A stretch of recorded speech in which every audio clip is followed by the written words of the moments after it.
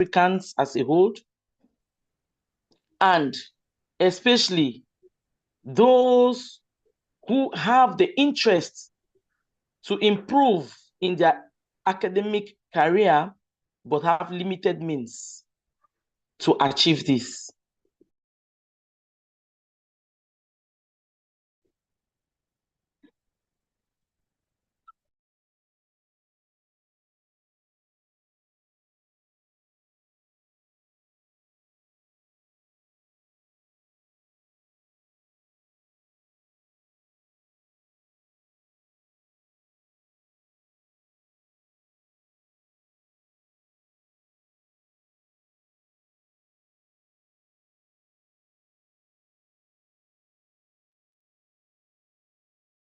Yeah, ladies and gentlemen, good evening. I think we lose the director there.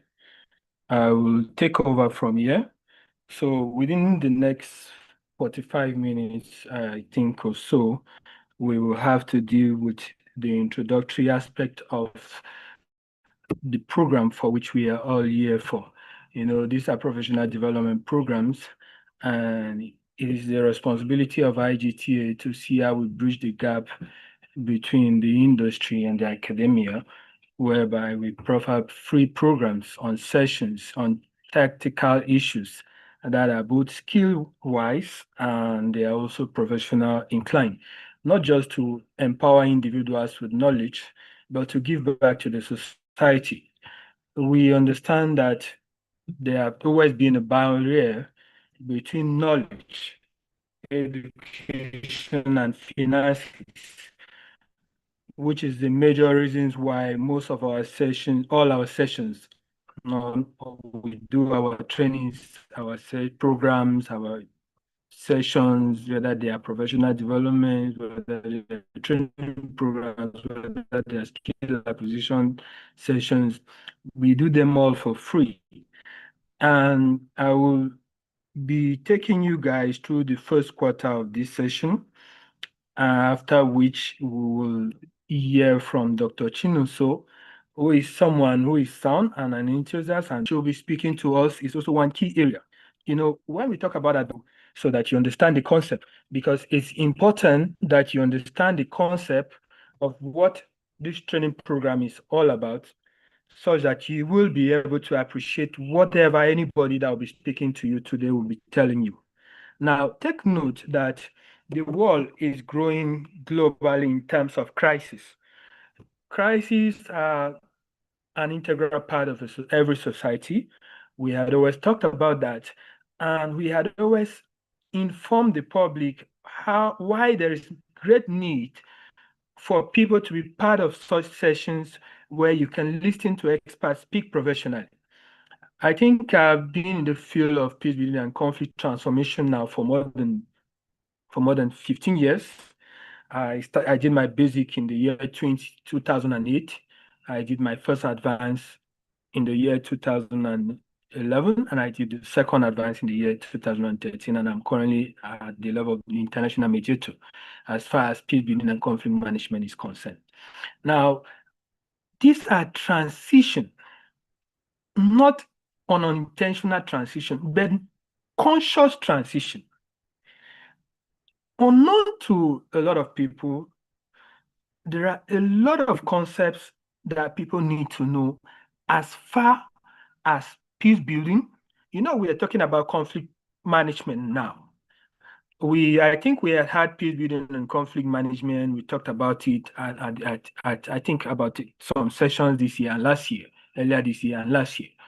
But now, whatever we will be looking at, we'll be going more deeper. And there will be some tools, analytical tools. I think the last time when we talked about conflict analysis, there were some management, there were very limited areas we spoke about.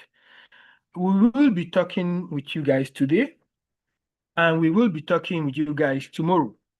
And I want to assure you that it's going to be an unlimited, you can share the link to this session with your friends and your loved ones to join so that they can all benefit for the program. Remember, this session is free. No, the knowledge is free. IGTA programs are free. And will try to see to it that for this program, maybe probably some of my resources, I don't know if that of Dr. Chinonso, but I will see if there is need. We'll also make hers available to you guys for free for those, maybe those who will need for review. I think the last time we had these discussions, resources were made available for those who want to understand more. Now, before we move to the part where we'll hear it from Dr. Chinonso, we will put great emphasis on the first part of this session. There are some key things that we need to, first of all, remind ourselves. First of all, what is peace? If we're talking about peace, what is peace all about? I think we started from a foundation so many, I think if it's not last year, I'm sure it should be last year or 2 years back. And we addressed the fact that one of the first reactions, if somebody asks you the question that what is peace, might be is that the first reaction will be that peace is the opposite of war. You have to understand that this in turn also leads to a question. And if you ask, what is war?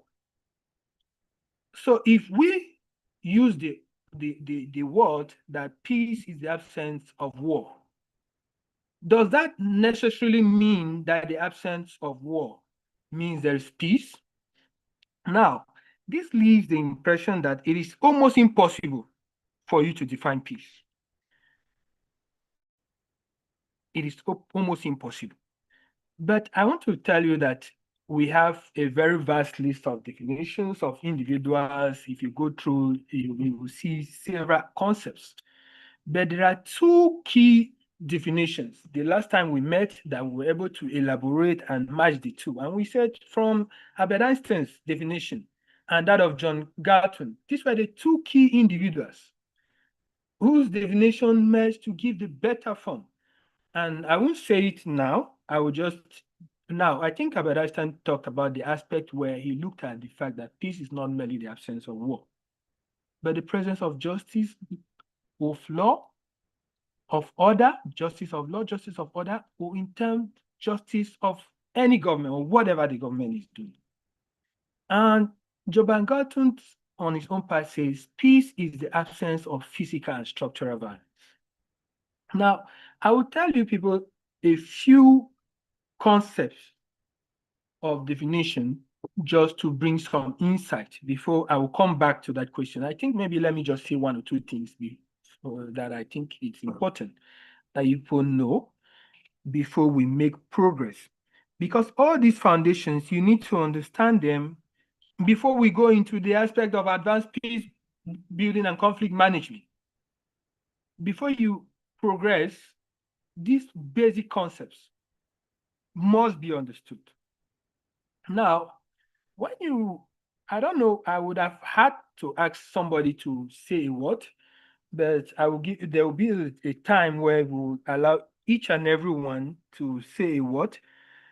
But once it is 5 p.m. on the dot, I mean 6 p.m. on the dot, that is where we'll move to the main aspect of whatever we'll be doing, which will be areas that are at a more advanced level of peace building and conflict management. Now, if I tell you that it is impossible for you to have circumstances that are both peaceful and unjust, this is a reality. And this is because if we look at politicians, look at scientists, or look at political philosophers, we realize that they have deliberated on these questions for centuries. That is why it is difficult for an individual to come out and with a single word and say, okay, this is peace, this is what peace means, this is what peace doesn't mean. Peace is often, in many areas, some persons always say peace is often defined in the negative as maybe freedom from war or maybe peace, the other concepts, or maybe the development and maybe democracy. Because democracy is also maybe people don't know. One of the key reasons why America as a nation and other key bodies, United Nations Organization, WHO, mentioned the rest of international organizations that are part of the clamoring for a global peaceful society. One of the key issues that, if you want to classify a nation that you know is in chaos, the absence of true democracy. So these are all instruments and parameters. And these are something that you will come to understand more from this advanced peace building and conflict management training. You will see parameters that have been put in place, and you will understand either why they have not been utilized, and you will see the consequences. So you will see areas where you had conflict situations with people, conflict situations in the organizations, conflict situations in business, conflict situations maybe even at your place of work or maybe on transit, and it was difficult for you to probably properly manage them. And take note that once you are talking about advanced peace building and conflict management, it actually shows that you are at an advanced stage of all the concepts that has to do with you being able to sit and probably, I'm using the word probably, mediate whenever there are conflict situations. Take note that mediation is also one of the methods to resolve conflict as well as to manage conflict. However, we will talk about that. It doesn't mean necessarily by hearing the words you automatically become a mediator. However, you need to understand some basic concepts which we have talked about in the past. For instance, we had always said, as a peace building advocate, analyst, expert, or professional, or an individual who is knowledgeable in peace building and conflict management, you are not a judge in any area. So there is never a time that you find yourself in a conflict and your number one responsibility is to try to identify who is right from who is wrong. Take note, it is not your responsibility as an individual in conflict situations who is trying to maybe resolve a conflict or trying to manage a conflict to try to identify who is right or who is wrong. Your main responsibility is to help the individuals find common grounds, find common goals for which they can be able to identify solutions to their own problems, not solutions to their problems. That is why you will see the world today actually doesn't have peace. What the world has is what we call relative peace. In reality, our world of today lacks peace. Look at what happened between Israel and Gaza. You will discover that a peace deal was broken. But those of us who are professionals and experts in the field will tell you for free that no peace was broken, because whatever was passed as a resolution was not set aside by the conflicting bodies, even though that was a conflict that had already escalated. Remember, when we were doing conflict escalation, we talked of the various stages of conflict escalation. We talked of conflict when it gets right to the polarization stage, which is the stage where most of the conflicts in the world are existing. And we said the polarization stage of conflict is that area where people are not just longer exchange. Maybe somebody is walking past you, he doesn't greet you to show you that there is a conflict, or maybe you go to a place, somebody walks out to show you that there's a conflict. For instance, the G20 is taking place currently in South Africa, and President Trump was supposed to be taking over from the South African president, and he's not present. So that's an indirect way to show that there's already a conflict. He's not happy. Now, whoever is in charge, we have not been consulted to help them solve that. But if you are an expert in the field, you are not going in to provide a solution from one party. You must hear from both parties, seek ways to resolve their conflicts, and provide solution. Now, I think I will tell you one thing. Now, I will tell you just about 3 different definitions, and then I'll make you understand why it is absolutely very difficult for you to have a single definition for peace globally. If you go and go online, you'll see there are several definitions. But globally, as individuals who are in the field, we always say every definition that defines peace in its own way automatically has a value to the system. There is a book I wrote on peace and conflict transformation in 2012. I wrote in the notion of peace. In that book, I said that peace doesn't grow from the barrels of gun. It goes from a society that accepts justice, protects the rights of those who are fundamentally weak. When I talk of those who are weak, I'm talking of children, I'm talking of those that are disabled, I'm talking of the poor, I'm talking of those who are even divided by tribe or by religion. You will see that our society today is a void of all of these aspects we just mentioned. You will go to a place, you might not be treated properly, maybe because you didn't, maybe you go to an event, you will not be treated properly, maybe because you didn't come with a car. So maybe they look at status and they feel, oh, now there you now start. What I'm taking you gradually is to understand that conflict exists at every area of our lives and in every sector in the society. It's just that sometimes in those that are in Africa, most majorly, we are more prone to see the absence of war as peace. So there are times that when somebody is being victimized, dehumanized, insulted, which other word can I use? All the words you can think of that you know are not right for you to do to someone, that you know if it's done unto you, you will feel pain or you will feel bad. These are all areas where conflicts are nursed. Take note, when a conflict is nursed and it is not resolved or managed, that conflict becomes a potential threat for a future violence. That is why you would have seen many people who are taking actions, not because of the immediate incident that took place, but probably maybe because of past incident they experienced from that individual, and probably the crisis was not resolved. Imagine I mashed your leg by when I was passing, and I turn and say, "Oh my dear, my sister, my brother. Oh, I'm very sorry. Please forgive me. I can't believe I just mashed your leg. Oh, how could I do this?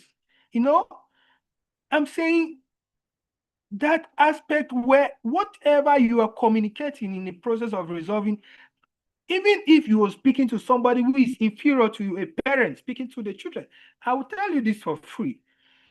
You would think when we address issues like this, we're addressing it in the global space. No. This is critical issues that even in our homes are very, very important. Parents unknown to let me not be stereotyped. That is also another thing you need to understand. In peace building and conflict transformation, even though management is also involved, you need to be very skeptical with the type of words you use. And you need to be keen with words like empathy.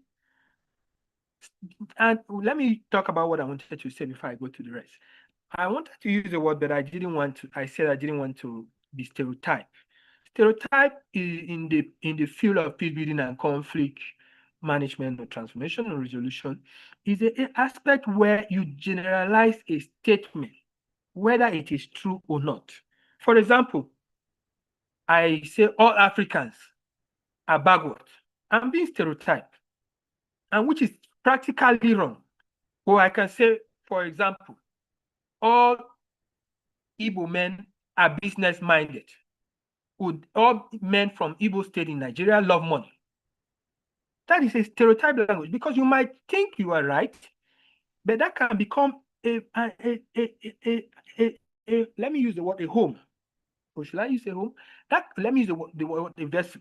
That can automatically become a vessel where conflicts are nursed, from which they become threat to the peace of any society, any family, any home, any organization, or any establishment or institution. These are critical areas that must be handled with care. Let me tell you what you don't know. Imagine that I have a daughter, I have a son, and the son, and mistakenly I match the son, and then I come and say, "Oh, my son, I'm sorry, I matched you. Why will I do this? Please, my son, how are you feeling?" Now, you see the words I'm using. First of all, I apologize, and I use the word, "How are you feeling?" Now, when when you use not just the apology in communicating, when you feel there is a conflict that has been maybe registered or maybe put in the vessel, when you use some of those keywords, oh, how are you feeling?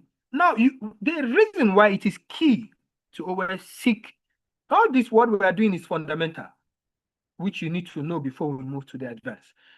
And the reason why you need to always use the word, how do you feel? How are you feeling? Is because that is the only way through which you can know what is in the mind of the other victim. Because the victim will feel, oh, this person cares about me. But if you just turn and tell the person, oh, I'm sorry, I mashed you. Sorry for that. There are many people that's what they do. Oh, sorry for that. They don't care to get a feedback. That's also a very critical area that must always be almost always. I'm using the word always, must always be giving great attention in any area, whether you feel you superior or inferior. One, when you feel somebody is hurt or harmed, you acknowledge, oh, I'm sorry. It's not the way you say the sorry also matters. Take note. The way you say the sorry also matters. Imagine I say I'm sorry. Oh, I didn't know you were standing here. Bye. And another person say, oh, I'm sorry. Oh, how come I matched you? Those are two different ways. That is why in the field of people, I think let me talk about an advanced level. In the field of international, for those who want to be who are in the international mediation level, that's why you always be told sometimes it's better you speak at the lowest tone of your voice. Because the more you can't solve, I've heard people say, if I not shout, this child will not understand that is wrong. You are not solving the problem. You are rather creating more problems that will become a consequences for you in future. Have you asked yourself why some children might be very submissive, and then at a certain stage they turn and tell you, say, I don't believe this, my son. My son cannot speak to me like that. Your son can speak to you like that. He might not speak to you now, baby, because he's still under your roof, and you have not given him, and he has not seen himself independent to fight back. Every human being can be hurt, be it a child, an adult. Are you aware that your children have feelings and emotions? Are you aware that your staff have that part within them that can be hurt? They do something wrong, and instead of you calling them here and say, oh, how come you came to work late? You have come to work twice. You have come to work the fourth time, the fifth time, the sixth time, the seventh time. Why are you doing this? Instead of you maybe doing that in a private, you say, maybe you do that in public and you humiliate the person. It goes a long way to hamper not just the output of your company, it hampers the integrity of whatever you render as a service. Take note that when conflicts are not resolved, they become the integral part where there are destructions in every society. Well, we use another word where there are disasters. Or maybe which other word shall I use? Which other word shall I use that can best? I think those two are they are good to explain the key reason why you must always show empathy after you apologize or whenever you're trying to resolve a crisis. Now, if you see to now, this is an issue where you become an individual in the issue that you're trying to resolve. I think another person, Spinoza, I think he was one of the persons whose definition was very prominent about what peace is from 1632 till 1677 before other definitions came, and then his became irrelevant. And to him, he said, peace is not the absence of war. He said, peace is a virtue. It's an attitude. It's a tendency to good, trust, and justice. So his definition could stand the test of time of over 4 decades, from over 5 decades, from 1632 to 1677. Why? Because it had some of those concepts that help to maintain peace, help to profile peace. Now, let me also, I will say this very soon. Now, he identifies a critical role that eradicates the ignorance that had been in the society by saying peace is not just the absence of war. He also identifies a key factor that peace is a virtue. Please, is there anyone who knows what a virtue is? Anyone on the call that knows what a virtue is? I would like to hear from someone. You can try, you mustn't be right. Sometimes it's good to be wrong, to be right, than right without being wrong. Because when you are wrong before being right, you become excellent. Is there anyone who wants to try? A virtue is a character. Good.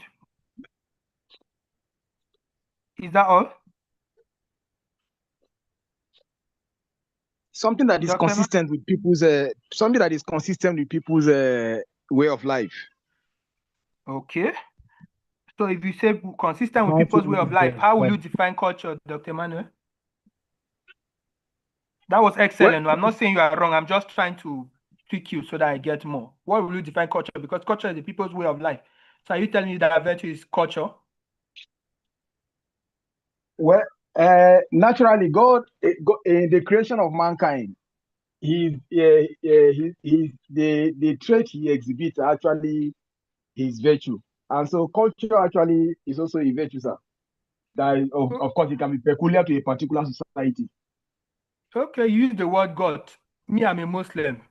I will lock out from this meeting. No. The No, Muslims I also understand. believe God. I know you are right. But you see, Okay. we are discussing. So I'm not telling you that we are in a society where now another aspect, when he talked of virtue, let me, since you use character, Can I add my yes, own? yeah, Can I add it. comment? Yeah, Jamilu Muhammad. I Yes, think that's a Jamilu Muslim. Mohammed. Maybe you say Allah now. My notion of virtue is any driver of peace. That's a virtue. Anything that can lead you to attaining peace. So if anything does not lead to peace, that means it's not virtue. Yes, maybe not a positive virtue. A virtue is positive, by the way. Okay. So I think I admire you guys' feedback. They are all very, very valuable, and they are all very, very inspiring to whatever we have to say. I think Dr. Emmanuel also did excellently well, but let me explain some things about virtue. He talked of character as well as I think Spinoza also talked of character as part of attitude, as part of his definition, because he said peace is the absence of war, peace is a virtue, an attitude, a tendency to good, and trust and justice. Now, because I wanted us to talk about that, it is beautiful that we had that discussion. Now, that's one thing. I want to use what we have elaborated on to learn.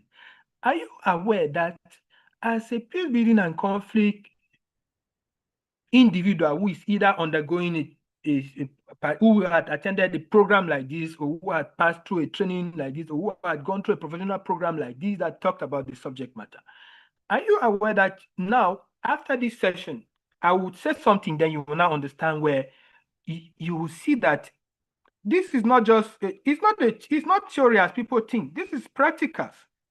This is practical. You can share the link of this session so that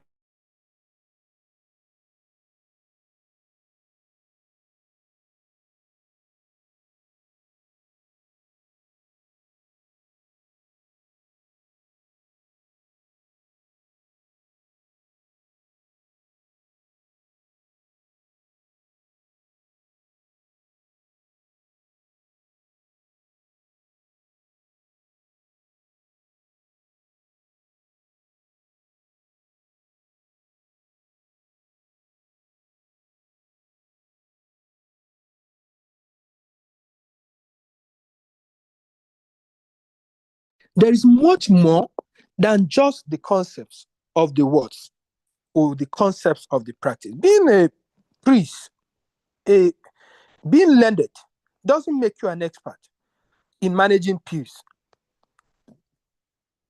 It doesn't make you an expert. Practicing, studying, and understanding peace as a course or as a program. I don't want to even use it as a program. I love using the word as a course so that you understand it is something you must take seriously and intense. Let me first of all explain something before I make progress from what from their reactions. Are you aware that from the little explanations we were giving, Dr. Emmanuel could have been defining virtue in the best possible way he could define it, which definitely could have been very, very welcoming by any individual on this call. But are you aware that in some instances, simply because he was not sensitive of the environment and know that, okay, there are some Muslims here. If you use the word God, they might feel, oh, God, you might, to some persons, they might think God and Allah, they are the same. To some other people, they'll think those are two different key areas. So each time you go to a place where you communicate, where you feel you get words that cross between lines, you avoid not even using any of those. You avoid not using any of those concepts or any of those lines. Why? Because just like Spinoza mentioned, it is a virtue. The willingness, the passion. And like Dr. Emmanuel said, let me also differentiate virtue from character, which he talked about, as well as from attitude. Then you understand. Virtue from the perspective of character and attitude actually is the aspect where we are talking of inner qualities. Inner. That means it is within you. It is who you are. That means that you don't know how to be angry. You don't know how to shout at somebody. You don't know how to hit somebody. You don't know how to do that which people do to others and they are comfortable, which is hurting. That means it is within you. Oh, how can I do this? Please, you do something wrong and you can't sleep. That is that virtue. That is why his divination stood over 4 decades. And which is why we must practice it. It's a reality. Because these are inner qualities.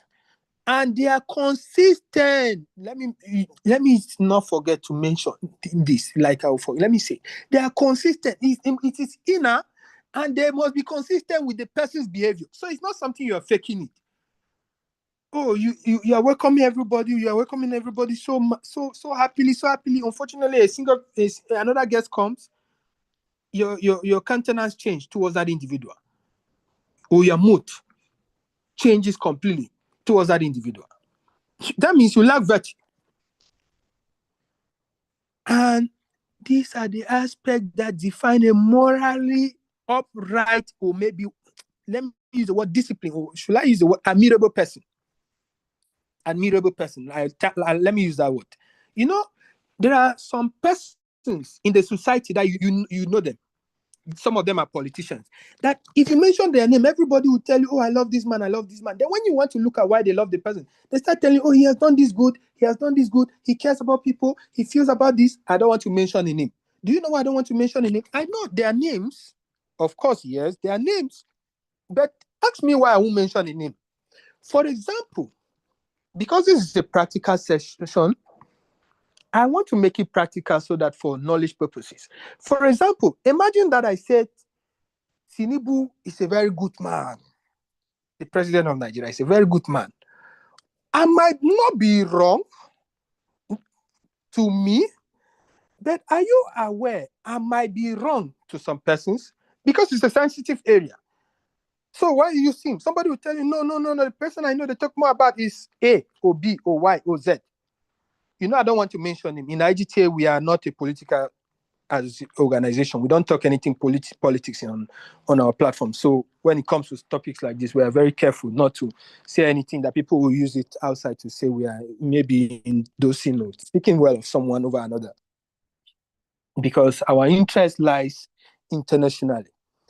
And it's sad that we have a session like this, and with the bulk of students that are in the IGTA community, you have very few people participating in sessions like this.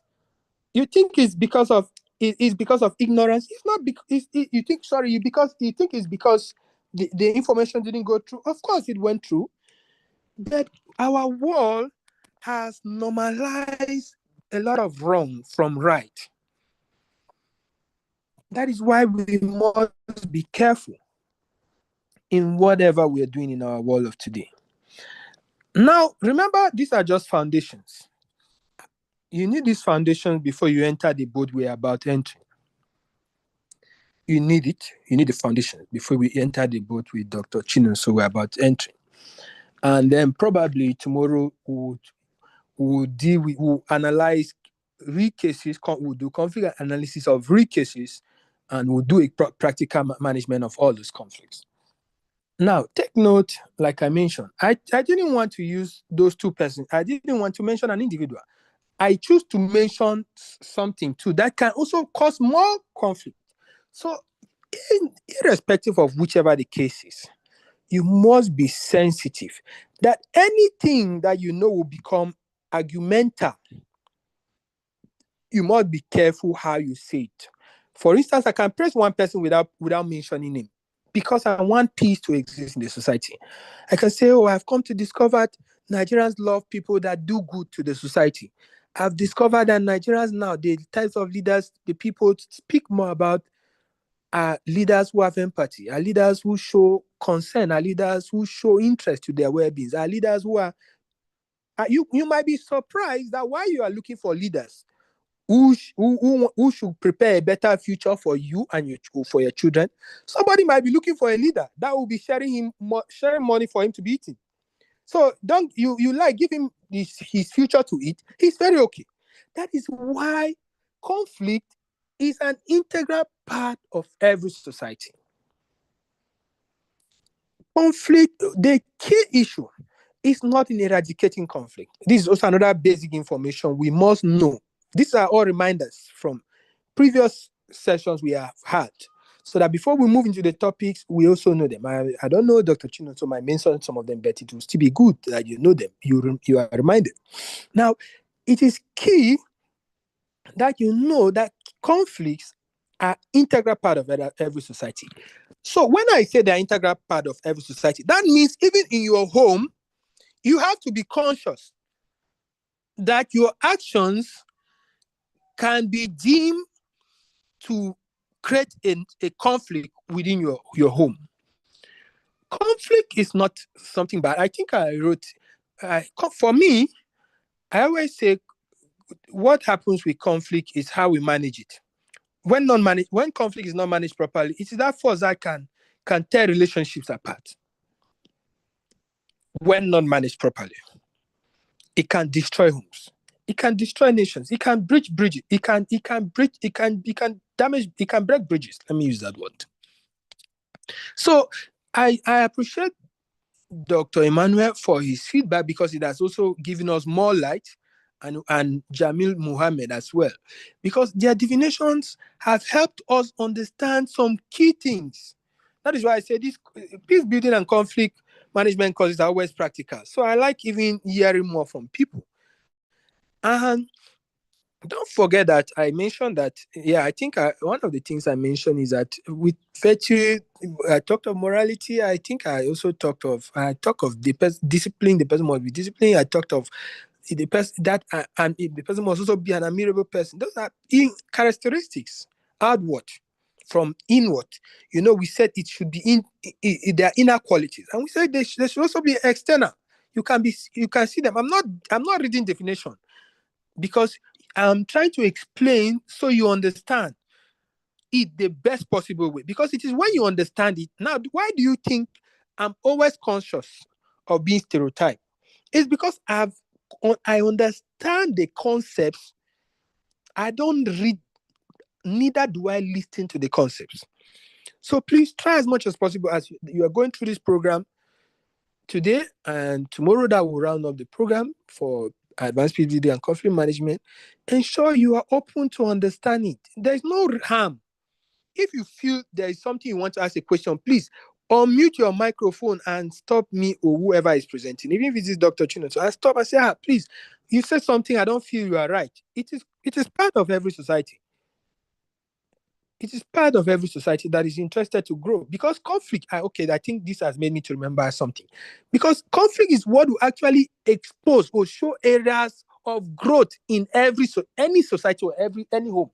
or any organization, the moment you lack conflict in your place of work, just know I've gone to organizations where the worst thing they want to see is any form of conflict, any form of crisis in their organization. I will tell you for sure, as an expert in the field, that any organization or any institution or any country or any nation that does not accept conflict as an integral part of its society, criticisms, whether constructive or destructive, whether it at what form, any nation or society that doesn't, even though in most areas, we always say constructive criticism is what is allowed. But imagine that sometimes you have the individual who doesn't choose to be constructive. How do you deal with those type of cases or those type of individuals? Those areas become more critical. We will talk about them in the long run. Probably Dr. Chinonso will address them, and probably will still address them tomorrow as well. Now, don't forget that, let me just tell you what this so that you don't get me wrong. To also add to what Dr. Emmanuel said and what Jamilu said, what the both of them said, from what I understood best from their definition, is that a virtue is about being a certain kind of a person, maybe a good person. That's what I think they were trying to say, somebody who is naturally good. But take note that when you talk about virtue, it's not just about being a kind person or maybe or habit or mindset. There is more. Now, let me explain something. These are things that you possess within you. It is part of you. It reflects who you are on the inside. Whether the person is looking at you from the outside, the person can look at you from the outside, see how you speak, and just tell you. Have you ever been to a place and just by somebody's message, you just tell that this person is a wicked person? This is just for training session. If we're speaking about someone, I will never say this man is wicked, because the moment you say somebody is wicked to his face, that's one thing a lot of people do in crisis. The moment they have conflict with somebody, they'll look for the best form of insult to wire that person, so that probably the person will now feel the pain they are feeling. The moment you start trying to make someone feel the pain he has caused to you, you have missed the integral part of managing or resolving any conflict. You have rather chosen the path of moving towards a more polarized conflict. You never can tell. There are people that have lost their lives because of conflicts that were not managed properly. So don't think some of these things we are saying are not important. Whatever we're saying is very integral, because if not handled properly, I said there are things that can destroy whatever you think you are building as a foundation, maybe for a peaceful society, for a peaceful home, or for a peaceful environment. These are critical things that you must conceive. Let me just speak a bridge.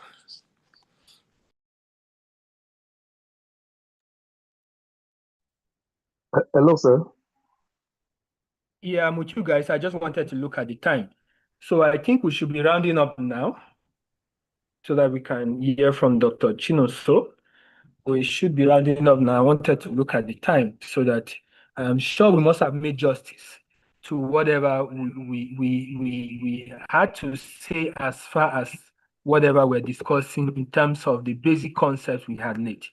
But I will probably maybe want to hear from each and everyone. I think I've spoken a lot, not too a lot, but we can maybe get reactions. If someone feel you have something to say. Another thing I would have wanted to talk about briefly was the culture of peace. The culture of peace. Anyway, let's hear from you. Anyone having anything to say? And don't forget, Please, yeah, go ahead. Yeah, I want to ask this question. You were explaining it, but I don't know if it was properly or now the way you ended it, so I didn't get it. You said any country or organization that doesn't accept conflict as an integral part, of its existence. I don't know what is now the end part of it that you talked about. That was one. Then Okay. number two, you talked about Number two, you talked about what's called polarity or polarization or something like that, a conflict or something like that. Conflict So I really polarization. don't conflict polarization. Yes, yes. Please, I Okay. want you to just throw light on that. Yes, sir. Please. Okay, so let me start from the conflict polarization aspect. You know, the conflict graduates from one stage to another. Conflict polarization is that stage. You know, I don't want to since you asked, let me just go directly. Now, you know, there are stages in your life in an organization. An employee comes to work. She greets everybody. She doesn't greet another colleague. What does that mean? The both of them have conflict, right? Can I hear Yes, an sir. affirmation? Good, too. So you now come in the next day. That same staff greets everybody, doesn't greet that same colleague. Now you see there is already a conflict in existence. The conflict Yes, is matured, is gradually escalating. Nobody to resolve it. It is growing. And then over time, you just came, not because that person came in and didn't greet the other person. You just came in and see the both of them exchanging words. You know what? I don't want to use any of those words for the right thing so that somebody doesn't pick it up. Then you see them exchanging words or exchanging blows or in heated argument. That's already conflict polarization.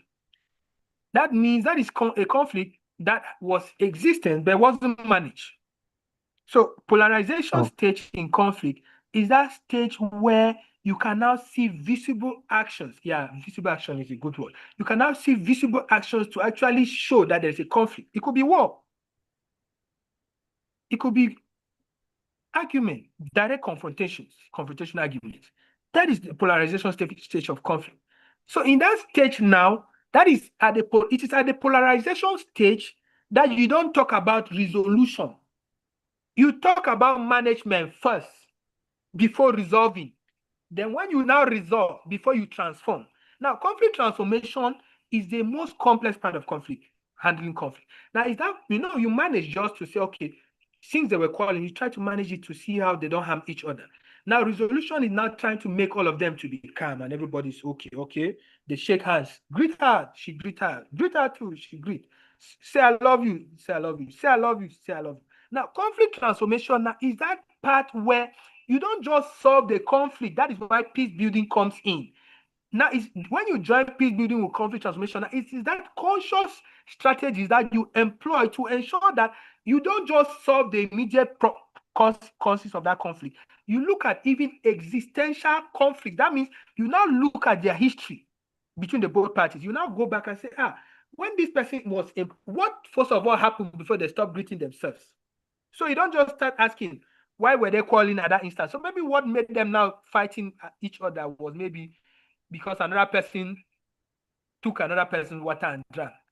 You will not think that was the main cause of the conflict. You don't just do that. So it's when you have done a proper conflict analysis, you will not see other root causes. That's why you have the onion peeling method. There are many methods. We will identify some of them on the advanced level.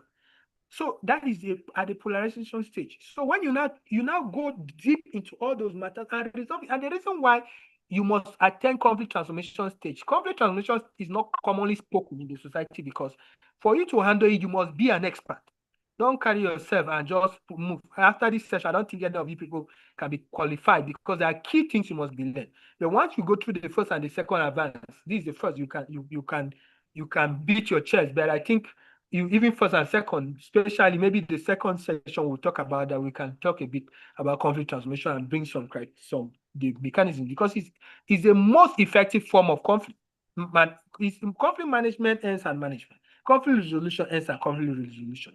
But conflict transformation is what brings peace building, providing lasting solutions. People are complaining that the government is not providing them water to drink. Instead of the government coming to give them water to drink, the government comes and gives them money to go and buy water from another state. So what if they use the money for something else? You have not solved the problem. Now, peace building in that case now is for the government coming and constructing a borehole for them. Now he has solved the problem directly. We have 1 minute. Now, the second thing you asked about, the first thing you asked about, you talk about the aspect where I talk about conflict being an integral part of every society. Of course, yes, because of conflict is what will show you, reveal areas that need growth and development in the organization. When you allow people to criticize whatever is going on, I don't like the way my boss speaks to me anyhow in this office. I'm not his mate. I'm not his. You think you think you're the only one who owns a company. When the staff speaks to you like that, you say, "Oh my staff, I'm very sorry. Please forgive me. Please, I'm sorry. Please, can you come in? Let's."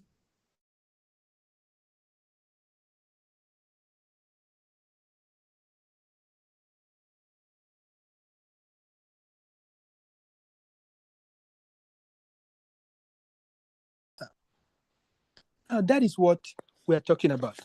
So, ladies and gentlemen, this is where we move from reaction.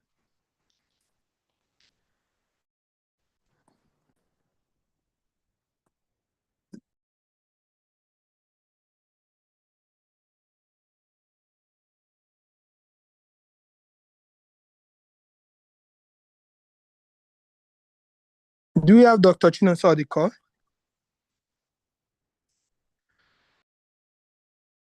We can explain further. She was with us. Maybe it should be network.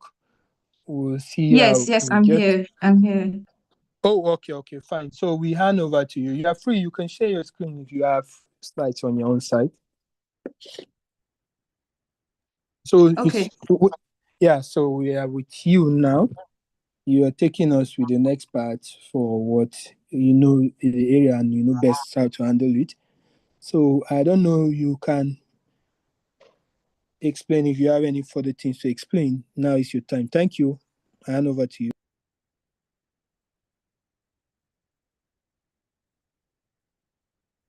Okay, good evening. I just have to put on my video so that you can put a face to the voice that you'll be hearing later, but I would close down my video so that we can get a strong network connection.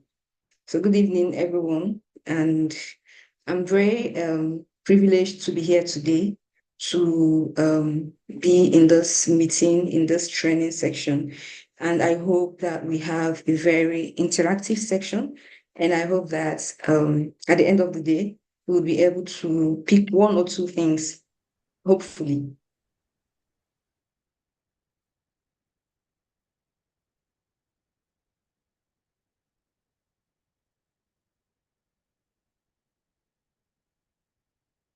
Okay, and I want to thank the management of IGTA for with your scholar my video now, and I'll come back on when I'm done with the presentation so that we can get a stronger network connection. Thank you. Okay.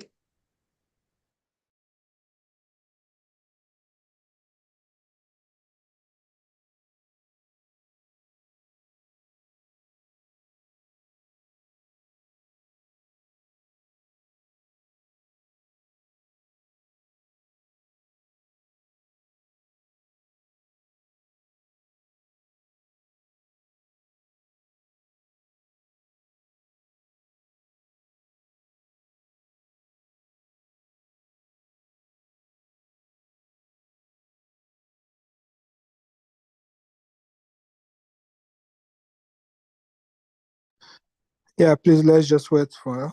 I'm sure that should be an issue with the network. Yeah, I guess so.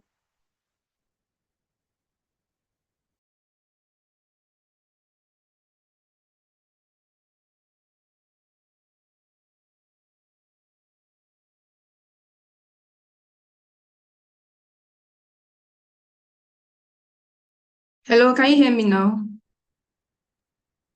Yeah, I can hear you. Okay, I'm sorry for that breaking transmission. Okay, so you can see my screen, right?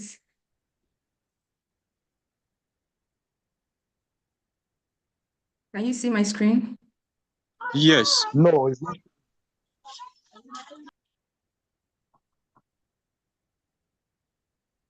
Yes, I can. We can. Okay, thank you. So I'll be speaking on advanced strategic communication and intent setting in conflict management.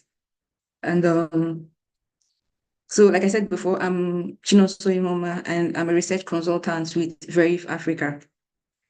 So before we delve into the topic proper, I would have to look at what conflict is all about.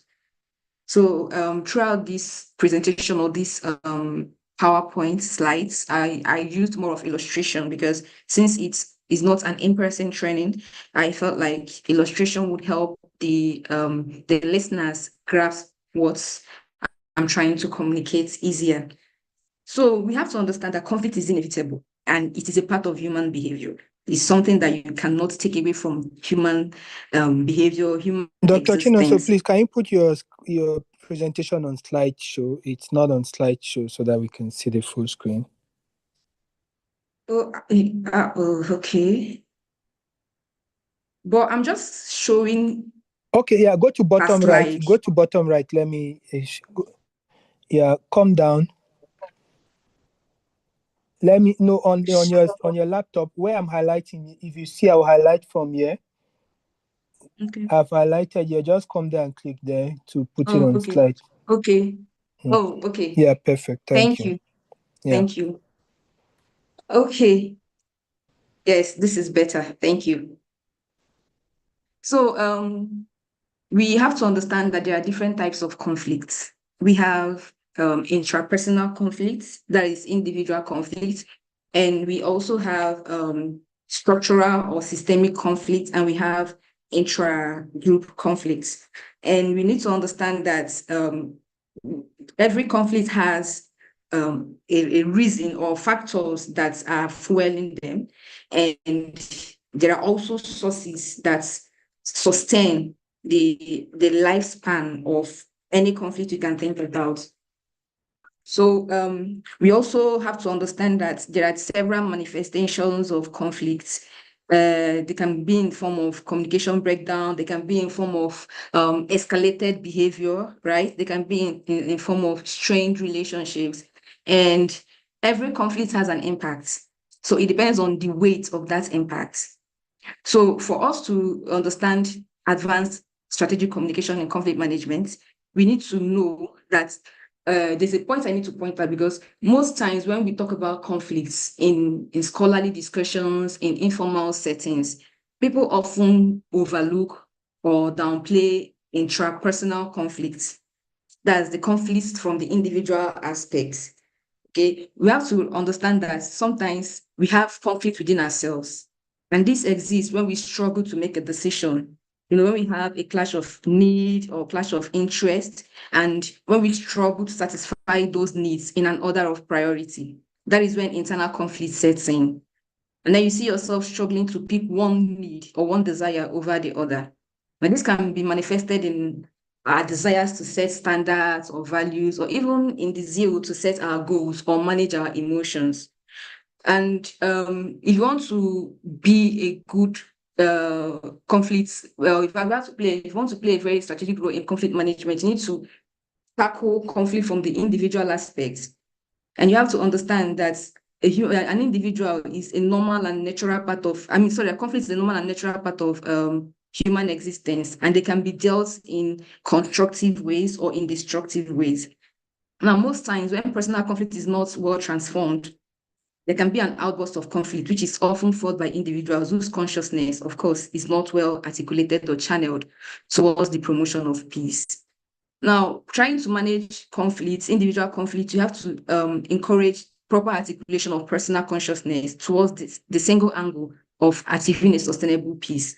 And we also have to note at the back of our minds that when individual conflict is poorly managed, or we can say internal conflict, when it's poorly managed, it can activate external conflict, especially when you see that the stress level, emotional overload, and frustrations are overlooked. Okay, so what then is conflict? We have to look at some dictionary definitions of conflict. Just for the purpose of this discussion, I picked just two. And when you look at the Merriam-Webster dictionary, you see that it sees conflict as a fight, a battle, right? A struggle, opposing views conflicting. And then the Cambridge Dictionary sees it as a disagreement. And we see that these two concepts, definitions of conflict have something in common. There is clash of interest, there is disagreements. It could be between persons, it could be between ideas, values, even morals.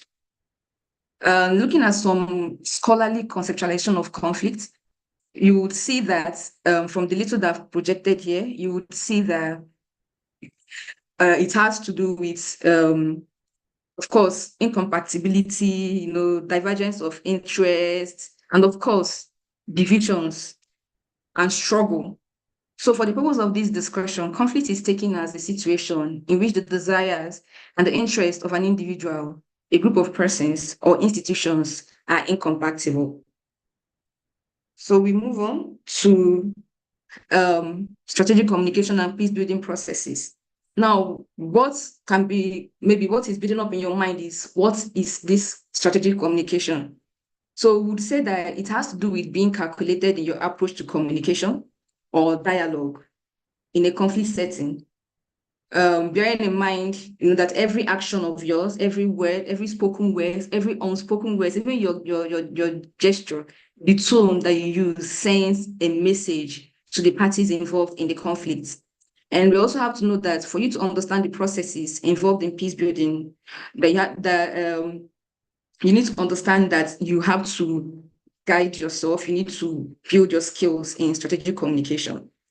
And you also need to understand that being maybe a specialist in conflict management does not mean that you have to be working with a non-governmental organization. It doesn't mean that you have to be maybe an international peace builder. You need to, if you're thinking of mediating or managing conflicts, you need to build your skills in strategic communication. And these skills, when you build it, when you have it, it will help you in your house. It will help you, that's in your family. It will help you in your place of work. If you're the HR in your office, if you're a line manager, often you see your staff bringing complaints to your table. You need to understand how to effectively manage the conflict. So when we talk about conflict, don't see it that we're talking about war. We're talking about violence, exchanging bullets, right? We're not just talking about that. We are bringing it down to the micro level, even within yourself, within your friends, within your siblings, within your partner, if you're married, within your children. So I hope that has been cleared. All right, so as we delve into understanding what strategic communication in peace building means, we have to understand that it has to do with connecting the mind. You as the peace builder, you have to connect your mind to what you are doing to enable you to build bridges for lasting harmony. And hopefully you would be able to build on trust, bridge the divide that is existing between or amongst the conflicting parties. It will help you to shape narratives around the conflict you're trying to mediate. And it will also help you to know how to position your emotions. Okay, so we also have to understand that for you to implement strategic communication in conflict management, you need to understand the approaches to peace building. And for the purpose of this discussion, we'll be looking at conflict management, conflict resolution, and conflict transformation. Because when you understand these three approaches, you would understand the pathway to sustainable peace. Because everything we are targeting, everything we are looking at is for us to be able to achieve sustainable peace, not just peace, but a sustainable one. Okay, we look at conflict management. So we would say that it is a process in peace building that seeks to contain, downgrade, or even reduce conflict. It looks at the projections of the impacts of the conflict and points to avoid or to work on to make sure that the that the peace building process becomes a reality. Now, a point to note here is that in conflict management, it is seen as an ongoing process, and it seeks to ensure that the outcome of that conflict is either minimized or totally eradicated. I will say that again. Conflict management targets minimizing conflict or eradicating conflict. So it's either they minimize the conflict, minimize the impact of the conflict, or they stop the conflict totally, completely.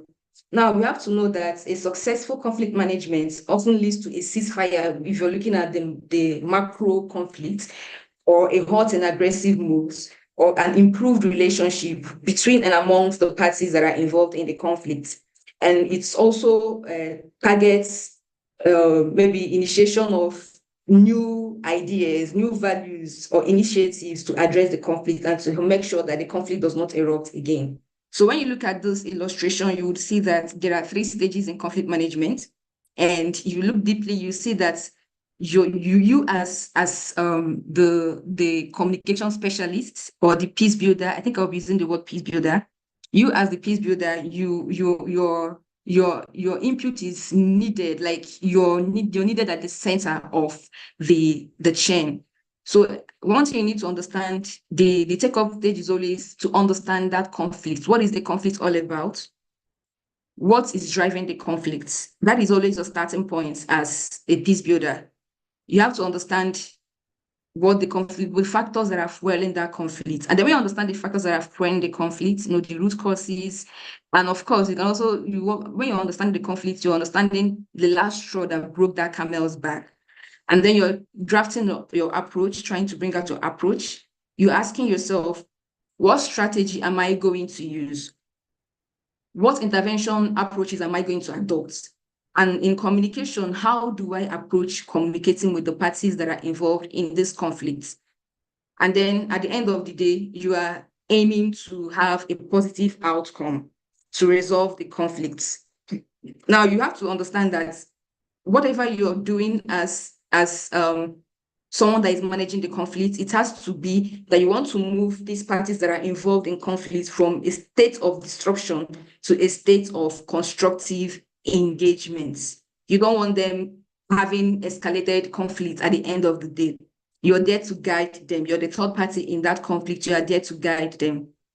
Okay, so when we look at conflict resolution, you would see that conflict resolution has to do with 3 stages too. But before we go into that, I would like to let us know that it is a process that moves beyond conflict management, right? It transcends where conflict management stops.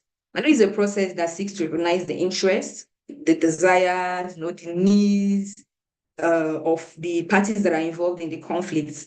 And it focuses on solving the problems that actually led to that conflict, understanding the conflict and solving the problems by finding solutions to achieving sustainable peace. When you adopt the conflict resolution approach, you're trying to expose yourself to the conflict, trying to understand the perspective of the people that are involved in the conflict, and trying to find a way to guide them towards a better relationship or an improved outcome. Okay, now through this process, the underlying factors that instigated that conflict are identified and addressed. And then you are guiding the parties to adopt strategies that are mutually, the keyword there is mutually satisfactory and sustaining. So how do you do this? How do you guide the parties that are involved in conflict towards a path that promotes peace or sustainable peace? You still start up from the conflict, trying to understand what the conflict is all about. And then you draft your process. It is at this center stage that strategic communication takes place. You draft your process, the dialogue. How are you going to communicate when you're discussing with the parties involved? How are you going to make sure that you understand them and they understand the path that you're trying to lead them through? And then solutions. How will you help these 2 parties involved come up with a solution? Remember, you are not there to proffer solution. You are there to help the 2 parties reach an agreement that will lead to resolution. So the main focus of that, what you have to focus on as the peace builder in that conflict is to move the conflicting parties from a state of disagreement to a state of agreement. So we look at conflict transformation.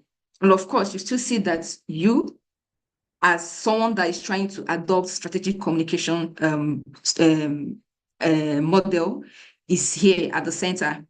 And of course, for you to adopt this conflict transformation, you have to have that back of your mind that you're trying to turn the conflict that you're there to look into opportunity. It's not just about saying, okay, stop fighting or stop arguing or stop keeping malice. But you want to turn that misunderstanding, you want to turn that conflict into an opportunity. That's you're transforming it, not just mediating or negotiating, you're transforming the conflict.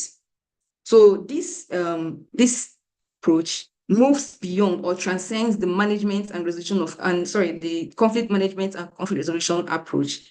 And is a process of engaging with, and of course, transforming. The keyword there is transforming the relationships, the interest, the discourses, and if necessary, the very constitution of the society that supports the continuation of that conflict. That's if you're looking at a violent conflict that has to do with an entity. Okay, so you're trying to lead the parties involved towards a transformative change, trying to change the basic structure of the conflict, trying to change the mindset of the actors, and trying to find a common ground for those incompatible goals and the relationships that exist between and amongst these parties that are involved in conflict. And it also has to do with the process by which the conflicts are reformed. There's a reformation taking place, reformed fundamentally, that peace is enabled or facilitated. The key target there is to make sure that you achieve peace at the end of the day.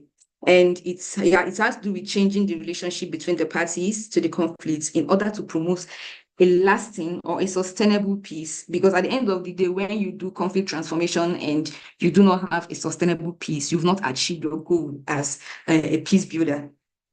So you also have to start from the first step is conflict. You have to understand the conflicts. You have to find out the symptoms, the characteristics of those conflicts, because every conflict has a characteristics. Every conflict has an objective. You need to understand that.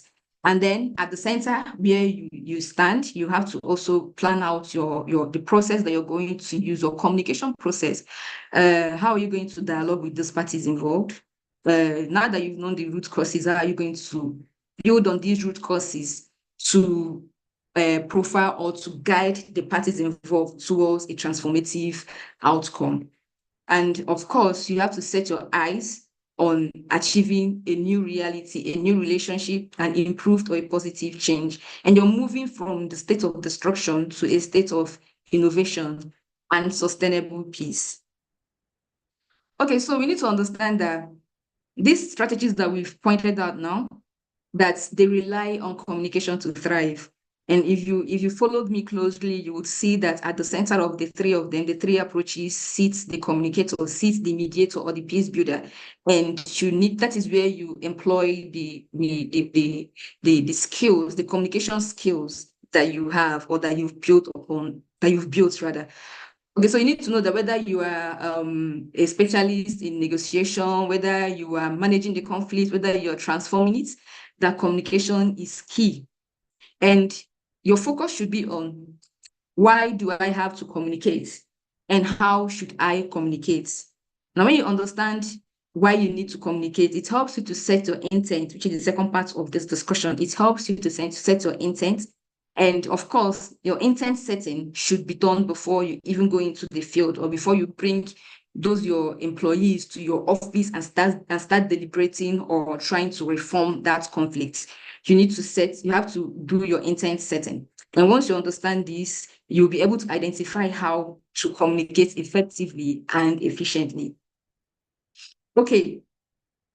So what then is intent setting in conflict management? What is intent setting in conflict management? So this is an activity that determines the approach and the strategy that you would adopt in conflict management.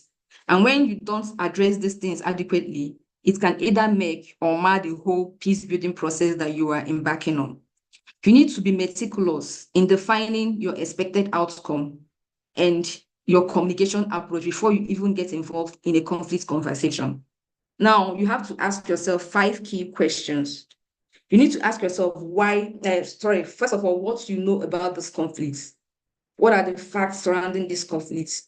You have to, I'm a historian, so that's why I brought in history there. You need to know the history of that conflict, because you cannot talk about what you don't understand. You cannot talk about what you don't know. So for you to know the conflict, you need to know the history surrounding that conflict. Because when you understand the history, you can communicate efficiently with the parties involved. They will know that, yes, indeed, you've done your assignment. And you need to identify the role that you're going to play and your responsibility, of course. How am I going to feature in this conflict now that I've understood it? And then you need to ask yourself why you're actually getting involved in this conflict. That is the key question. As you're brainstorming, trying to set your intent, you need to ask yourself, why am I getting involved in this conflict? Right? What is the driving force? What is pushing me? Is it because I belong to a particular group or one of the groups that are conflicting? Or is it because I have maybe a clash of interest with the conflicting groups? You need to you need to, as in, understand exactly why you want to, or why you must involve. Are you just doing it because you're employed by an organization that is carrying out a peace building exercise in that particular region? Even if you are an employee of a peace building organization, why must you get involved as an individual under that organization? Knowing this will help you set will help you in your intent setting stage. And then you have to also identify where your emotion lies in the conflict. You ask yourself, am I biased already from the history that I've known, from the facts that I've picked up from this conflict? Am I biased? Am I still objective, or have I become subjective? And then the next question you ask yourself is, what do I aim to achieve? What do I want to achieve? Am I looking at a resolution? Am I looking at managing this conflict? Am I looking at transforming this conflict, or just understanding the conflict and moving on with my life? And then what are the specific outcomes that I want to achieve? What do I need to achieve at the end of the day? So when you understand these things, you see that you'll be able to answer the last question, which is, how do you approach, or rather, how do I approach this conversation? How do I approach this conflict conversation? Am I going to be calm? Am I going to be open? Right? Am I going to employ active listening? What are the strategies that I have to employ when I am there mediating or managing the conflict? So I would suggest that you adopt the PAF approach, or the PAF approach, which I believe when you adopt will lead to lasting peace, because that is the key, having sustainable peace. So the first one, which is the P, that is problem identification and understanding. This is where you utilize your knowledge in the conflict resolution to identify the underlying factors that instigated that conflict, because you cannot communicate effectively on a topic that you know basically nothing about. That is where you have to do your digging, understand the conflict, the root causes, the last trigger that led to that made the parties involved in the conflict to be where they are, points that you were called upon, or the point that you've decided to mediate the conflict. Now, at this stage, you have to remove emotions, and you enter the field with a clear and objective mind. You won't go in there being biased. Remember that you've already asked yourself those questions, and you've established the fact that you don't want to be biased, you don't want to be subjective. So here, you've identified the problem, you understand what you're going to face, what you're going to be mediating, and you prepare your mind, guide your emotions, and try not to be subjective. Now for the A, which is approach mapping, you map out your approach. You need to identify the approach that you want to adopt. Now, the best approach to adopt is the problem-solving strategy, or the problem-solving approach. And you need to understand that when you adopt this strategy, that you're not being one-sided. You're not adopting the approach of one side wins all. It helps you to remember that you are not there to help one side win over the other. It's not you have a winner, you have a loser. You're just there to help them generate a functioning solution. And then the last one, which is the F, you focus on the goal. You don't have to take your eyes away from the goal. Your eyes should also always be on the objective that you have set out when you were trying to build around your intent setting. So you have to outline the goals, draw them up, and then of course you can put measures to adapt or to achieve them if you want. But then you need to identify them, call them out by names, and work towards achieving them. And then you have to also that no matter the strategy you're using, no matter the factors that you've listed that are your or rather the objectives that you've listed, the end goal is towards achieving a sustainable peace building. That is the end goal. Now, when you're thinking of the approaches to use to achieve this goal that you set, you need to be considering maybe they're going to adopt rather active listening, paying attention, being calm, no facial expressions, and having and being empathic, right? Okay, so I believe that if you follow this approach and merge it with other basic knowledge that you have about strategic communication, as we are discussing this, that you pick up from this discussion, you'll be able to reach a state of lasting peace. Okay, so how then do you go about implementing strategic communication in conflict management? I suggest two stages, right? Two phases or stages, depends on how you want to see it. The pre-contact phase and the in the field phase. So we'll focus on the pre-contact phase first, which is the foundation and where you set your intent. So the first thing you have to do here is to understand the human factor in conflicts. You have to understand that the key persons to target when you're preparing your speech, when you're preparing your mediation approach, is the people involved in the conflict, because they are the reasons why the conflict exists in the first place. And once you get to them, you are halfway solving the conflict. You also have to know that individuals are the avenue through which change can be achieved. And they are designed to change the consciousness and character of the human society at large. So it simply means that, the characters of an individual show or plays out on the character of the society. The character of an individual plays out on the character of the society. Sorry about that. It's my mouse. I mistakenly clicked on my mouse. Okay, so you need to understand that achieving this, for you to achieve this, you need to understand the people involved. Because when you understand them, when you understand what drove them in that conflict, when you understand their grievances, their emotions, when you understand these things, it will help you to either curtail these conflicts or to escalate or, sorry about that. So you just have to be very careful with understanding the human nature in conflict, understand what is driving them, their emotions, understand their needs, understand their motivations, understand what made them to get involved in the conflict at the first place. And then when you've identified those things, you look at the second one, which is the objective of the conflict. You have to understand the objectives of that conflict, right? In understanding this, you have to know that every conflict has an objective. I've said this before. And how long it takes to achieve that objective is actually how long it takes the conflict or rather, how long the conflict lasts. And if peace is not achieved, or if there's no resolution, the conflict will continue. So unless maybe either of the party achieves the set out objectives of the conflict, their needs, the conflict will continue. So you need to understand the objectives of that conflict that you're mediating. Now, understanding the factors that started the conflict in the first place is the key to tackling that conflict. Doing this will help you know what to stress, what to emphasize, the tone that you would use when you're communicating, what you have to downplay, what you have to exaggerate, and most importantly, what you have to ignore.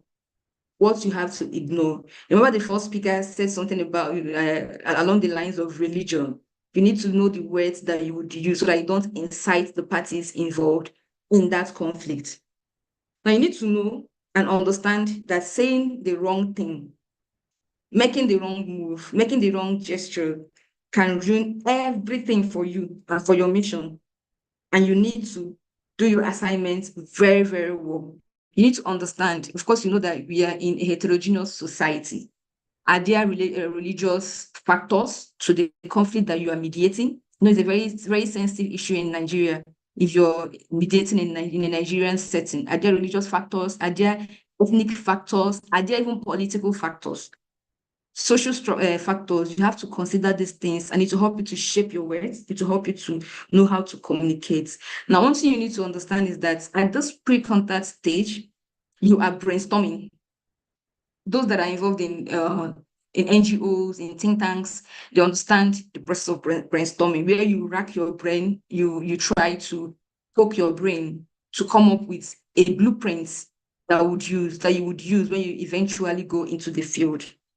Okay, now we assume that you've done your assignment very well. You've I wouldn't say perfected, but to an extent, you've achieved some positive outcomes in your pre-contact setting. Now you are in the field. What you're expected to do in the field is to engage and to gain clarity. Engagement and gaining clarity. That is the two basic things that you have to focus on. And how do you achieve this? By employing active listening or being attentive. You employ this strategy to understand and not to judge. And when you listen, you are immediately processing the information and updating or taking off prior knowledge of the conflicts. When you do your assignments, you're barely getting information from notes you get, or maybe from fieldwork interviews that you've conducted. But when you're discussing with the parties involved one-on-one, there are so many contradictory factors that you'll be picking.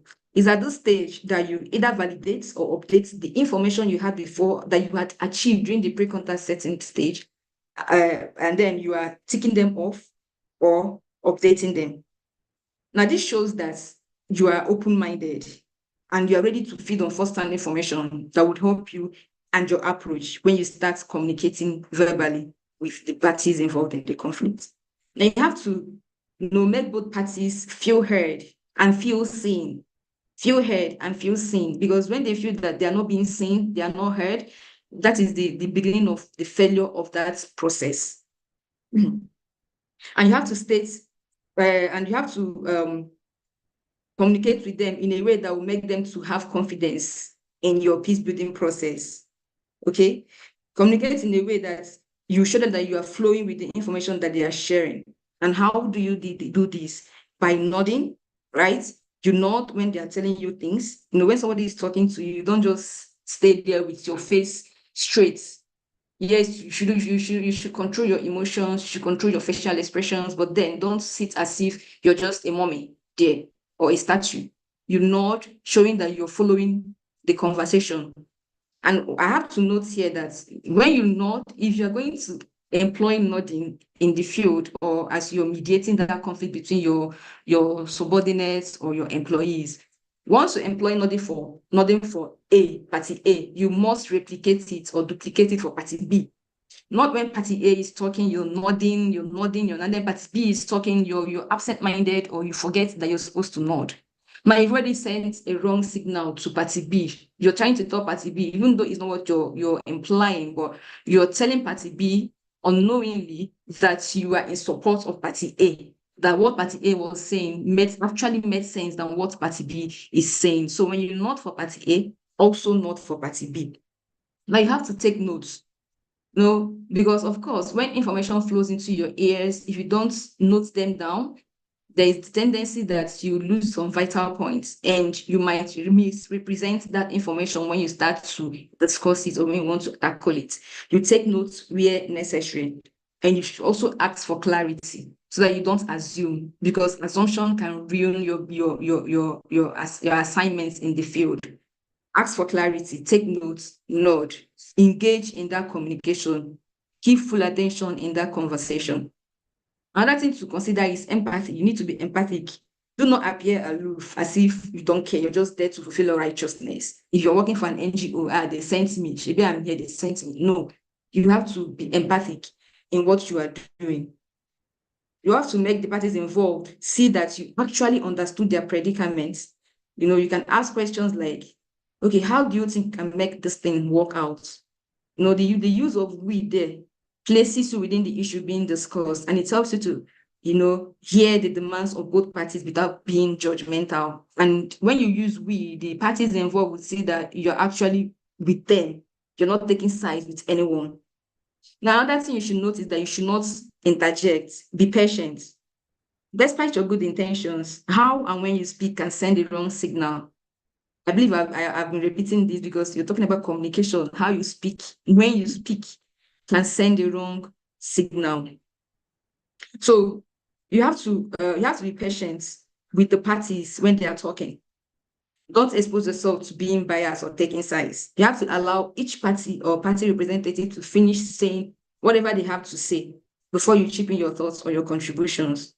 And you should also remember that the key reason why you are there is just to listen and to guide, and not to listen and to judge or to dictate. You are there to listen and to guide the parties towards peace, and not to listen and dish out judgments or condemn. Now, your focus should be on finding a proactive way forward. How do we move forward? Now, the next thing that you would consider is clarity. You have to speak with clarity. And when you're speaking with clarity, you're reducing ambiguity. The two of them go hand in hand. You have to try not to leave your words hanging. When you leave your words hanging, you're creating the wrong impression.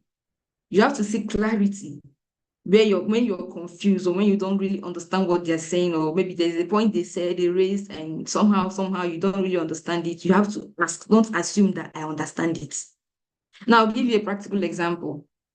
Someone might tell you that I'm hungry. And even if you don't press further, you wouldn't know if the person is hungry because he didn't eat yesterday, or he hasn't eaten since yesterday, or that he has been fasting for days. You wouldn't know if the person is hungry because maybe the person didn't eat much for breakfast. The person just told you he's hungry, and you just assume, for you to be hungry by this time of the day, it means you did not eat last night. Now, that is an assumption, and it is bad. It's bad in strategic communication. So you have to be very careful so that you will not be subjective. Seek clarity when you're confused. You have to try to separate those parties involved from the problems, and you have to frame the issues in a constructive light. After you've identified the problems, you have to guide the parties towards a consensus, without making either of the parties feel like they've lost, like they're on the losing side of the battle already. And you can use some phrases to place yourself in a position that you are for the two parties. You can say, now that we've identified and understood our differences, let us find a common ground and move forward. Or now that we've identified our differences, let's find a way to move forward. You shouldn't say, now that we've established that A is wrong or party A is wrong, can we move forward? What should we do? What can we do to tackle this issue at hand? You've already shown, or you've already projected yourself as taking sides with party A because you've concluded that party A is right, and you've said that party B is wrong, or that the approaches of party B is wrong. So you need to avoid that. Okay, so all what I've said is in the other slides. So I believe that I would be able to share the slides at the end of the day. So we have to look at the areas in peace building where you can employ strategic communication. Remember what we've been saying so far, that you have to understand the approaches to peace building, because at every step of the way, you are employing strategic communication.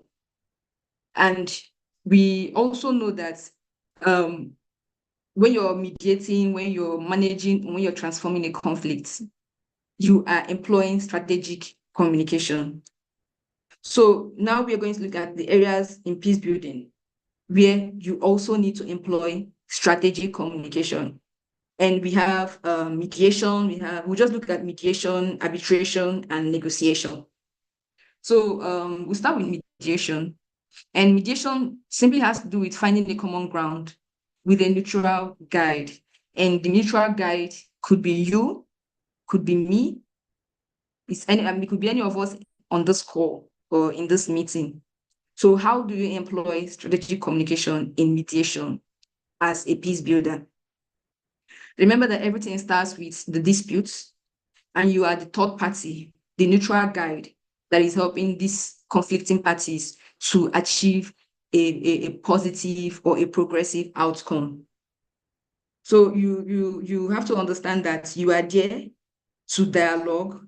You're there to help the parties to improve and to find the meeting ground for peace. You start by understanding the conflicts, the conflicting views, right? What is surrounding that conflict? What caused the conflict? That's where you bring in your knowledge of history or you adopt the historical approach, because you cannot mediate what you don't understand. And for you to understand the conflict, you need to know the history of that conflict. So when you've understood the conflict, understood the biases surrounding the conflict from the both parties that are involved in the conflict, you've understood their grievances, you've understood their desires and their needs, because it's those desires and needs that drove them into that conflict at the first place, rather. So you're looking at yourself as the mediator. What are you expected to do? How would you employ strategic communication?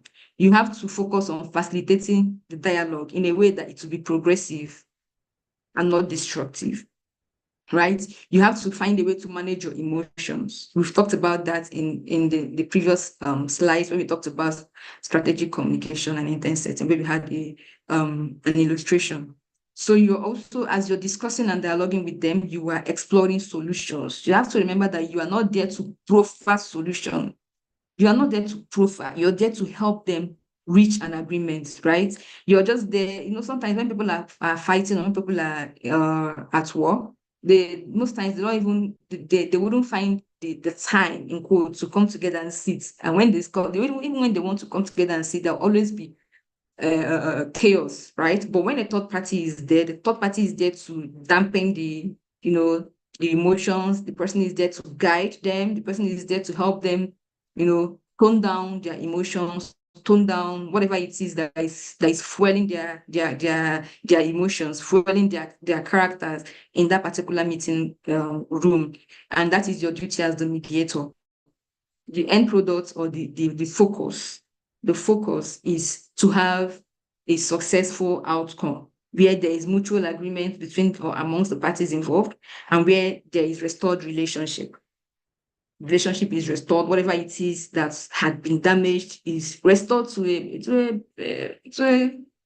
an extent, even though sometimes you cannot really get back to where you were before the conflict, but at least let there be restored relationship, and a positive one at that. So when we look at arbitration, you see that you're also here at the center, and you're also employing, or you're expected to employ your strategic communication skills here. So you are the third party, and as a third party, you are there to guide. That is the most important thing. You are helping them to reach a decision. You're helping them to resolve the conflict, and it still starts from the dispute. You understand the dispute, understand whatever it is that is causing the conflict. Are there legal issues around it? Is it cultural, structural? What are those things that fueled and sustained the conflict? And then as the neutral judge, the arbitrator, you are the neutral judge, you are employing strategic communication skill here. You're not going to offer judgment like a judge in practical sense, but you are there as the third party that is helping them, guiding them towards towards getting a resolution over the case that or rather over the conflicts that you're mediating. You're going to help them to make decisions. You're going to help them to review evidence that has been laid out on your table.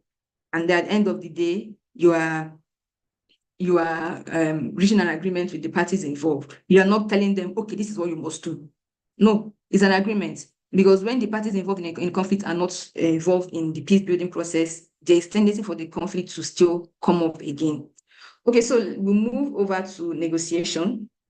And we have to understand that this involves series of communications, coordinated by a third party, which is you and I here, listening to this discussion when you're in the field trying to mediate a conflict. Okay, you can, it might be you coordinating it between the parties. Maybe just two persons are having conflict, or the representative of the party if it's a macro conflict, right? And your intention there is to help them reach an agreement, or to pre-establish procedures, right? And to help them de-escalate or end totally the conflicts, and also to help them to prevent having a future reoccurrence of that conflict or other conflicts, as the case might be. So this also involves starting with the conflicts. You need to understand, have a dialogue, right? Understand the needs of the parties involved. What do they want? What is driving them? What fueled the conflict? Was it from an intrapersonal violence or intrapersonal conflict that escalated into an external conflict because it wasn't well managed? Is it a group conflict, intra-group conflicts? So you have to identify these things, identify the needs, identify the grievances, the agitations of the parties involved. And here you are exploring the ideas that you've gotten. You're listening to them, and you are trying to understand the conflicts. So also suggesting, not imposing, suggest ways that could lead to peace. So at the end of the day, you're looking towards achieving solutions. You're looking towards improved value. You're looking to help the parties involved to have a transformed relationship between themselves or among themselves. So you need to understand that when you're employing strategic communication as the negotiator, that your focus there is to help the group reach a mutual agreement. It's a negotiation. Both of them would have to present their needs, their desires, and then both of them will still wait, see what to compromise, see what to draw, you get.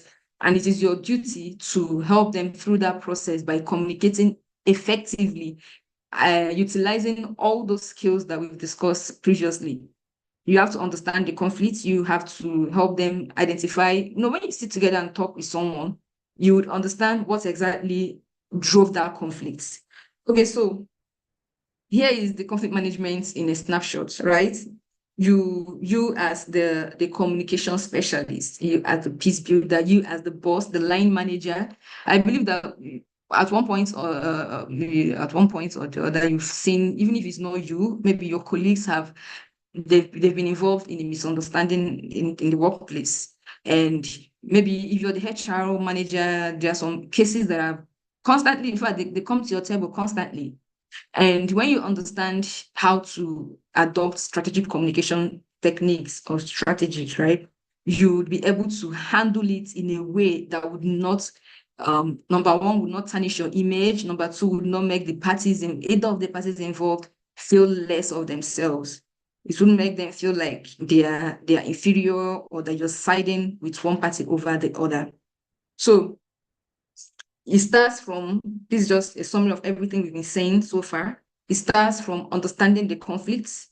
You identify the triggers. Now, if you notice everything at every step of the way, you are trying to understand the conflicts, because you cannot communicate what you don't know. You cannot communicate what you don't understand. And when you're studying the conflict, you are identifying the triggers, you're identifying the factors that actually led to the escalation of that conflict. You're understanding as you're reading them or as you're researching them, you are understanding the strategy, or you're mapping out the strategy that you would use. Is the conflict between two Christians?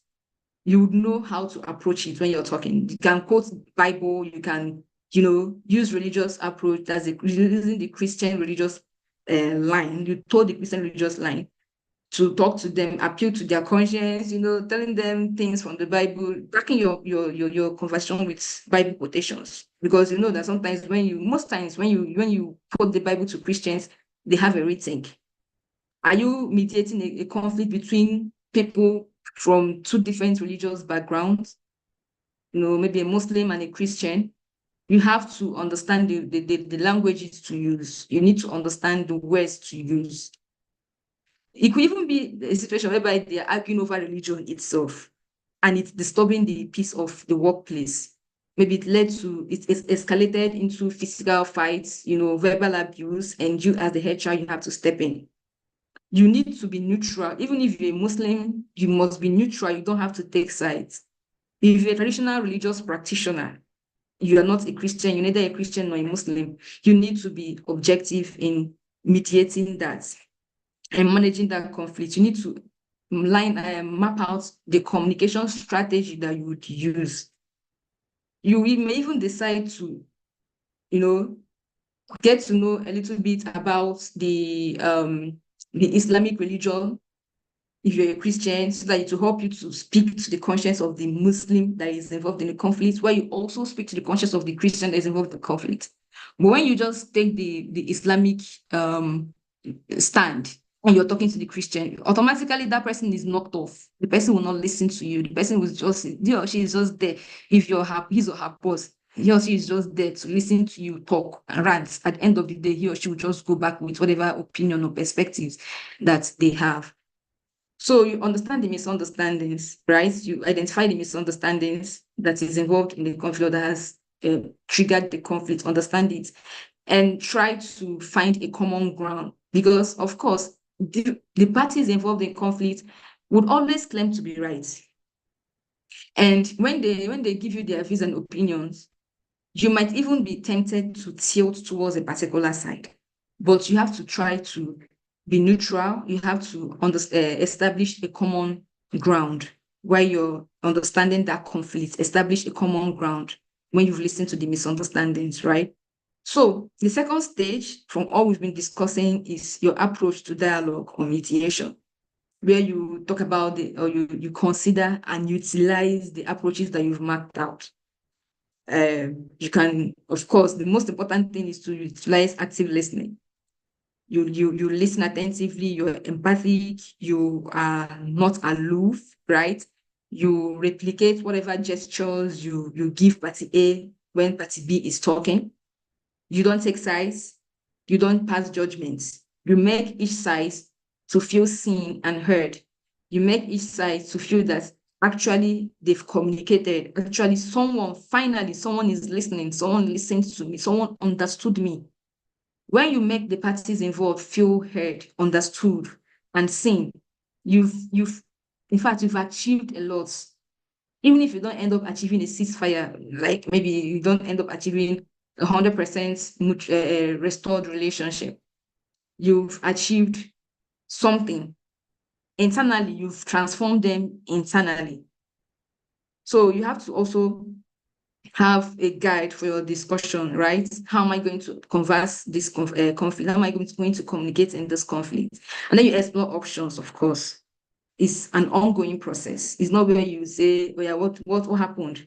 A will talk, B will talk, and you say, okay, we'll come back tomorrow. You don't do that. But when they're speaking, right, when they're passing the information to you, you're exploring options, trying to find a way to mediate the conflict, to mediate the issue.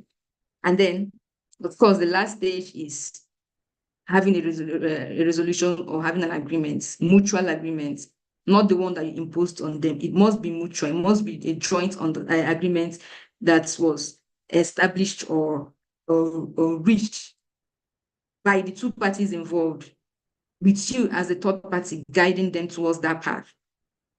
And the solution must be collaborative. It shouldn't be one-sided. It shouldn't be, okay, A and B is fighting or is in conflict, and you ask B, what do you think we should do to arrest this situation? And B will give you a long list of what he or she thinks should be done to arrest the conflict. And you're saying, okay, let's do that. I think that will help us in this situation. Let's do that. We've heard what B said. Let's just do it and see what happens. You hear from B, you hear from A, and then the both parties involved would reach a consensus. Both of them would agree to adopt that agreement that they've reached. Okay. So the presentation in summary, we've been discussing since, and what we've been looking at is how to approach sustainable peace, how to achieve peace, not just peace, but peace that is sustainable, because if it's not sustainable, it wouldn't last. You might just turn your back and the conflict has started again. And we are saying that when you employ strategic communication, merge it with intent setting, you would achieve sustainable peace. When strategic communication is merged, they go hand in hand with intent setting, you achieve sustainable peace. And you need to know that this approach helps in interpersonal relationship, in organizational setting, in communal settings, even in political conflicts. And we need to understand that strategic communication, when it is merged, I will still repeat it, when it is merged with intent setting, in any situation you find yourself as the mediator, you're mediating between your children, you're as a family meeting, there's a misunderstanding in the family, even if it's your partner that is involved, you have to be objective in addressing that. Even if it's in your office, like we've said before, even if you're a peace builder or an employee of a peace building organization, you need to merge the skills that you've learned from strategic communication with intent setting so that you can achieve sustainable peace and be able to transform the conflict that has been presented to you. Thank you very much.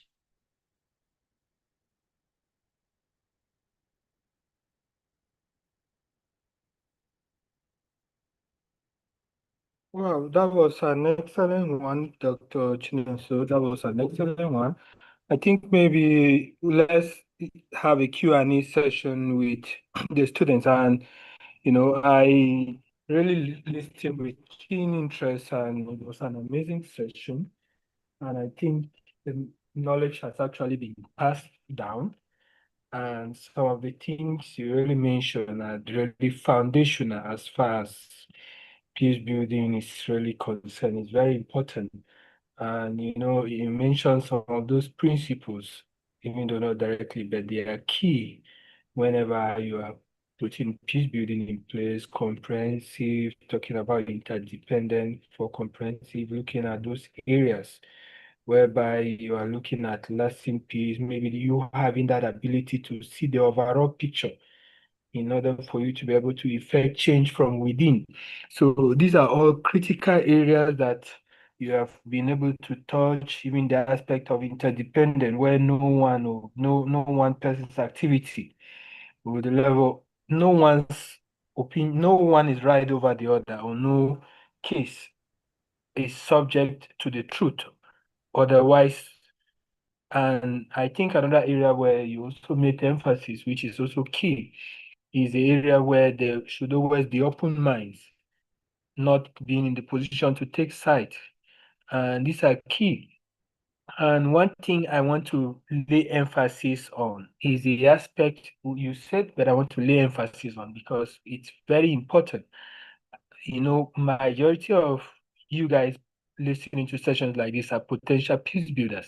But take note that as a peace builder, you are not a judge. I always I think in most of our sessions we have at the international level, it's always key to be reminded you are not a judge, so that you don't go into a case and then before you help to resolve the case, you start thinking the judging system is highly different from that of a peace builder. Your key focus, like I think Dr. Chinoso mentioned, is to help the parties find areas of common grounds, common goals, so that at the end of the day, it can become a win-win solution. So I'm sure that there must be questions because it was an excellent session. And one thing I love in sessions where there are questions is because the trainer will be able to, or the speaker, or whoever is communicating with you, will be able to profile more insight and probably buttress some key factors that needs to be learned. So I don't know, maybe anyone has a question. Dr. Chinoso is here with us. You can unmute and ask. If you feel it's wise for you to rather drop a voice mail, then drop a text, you can still do that. So any question?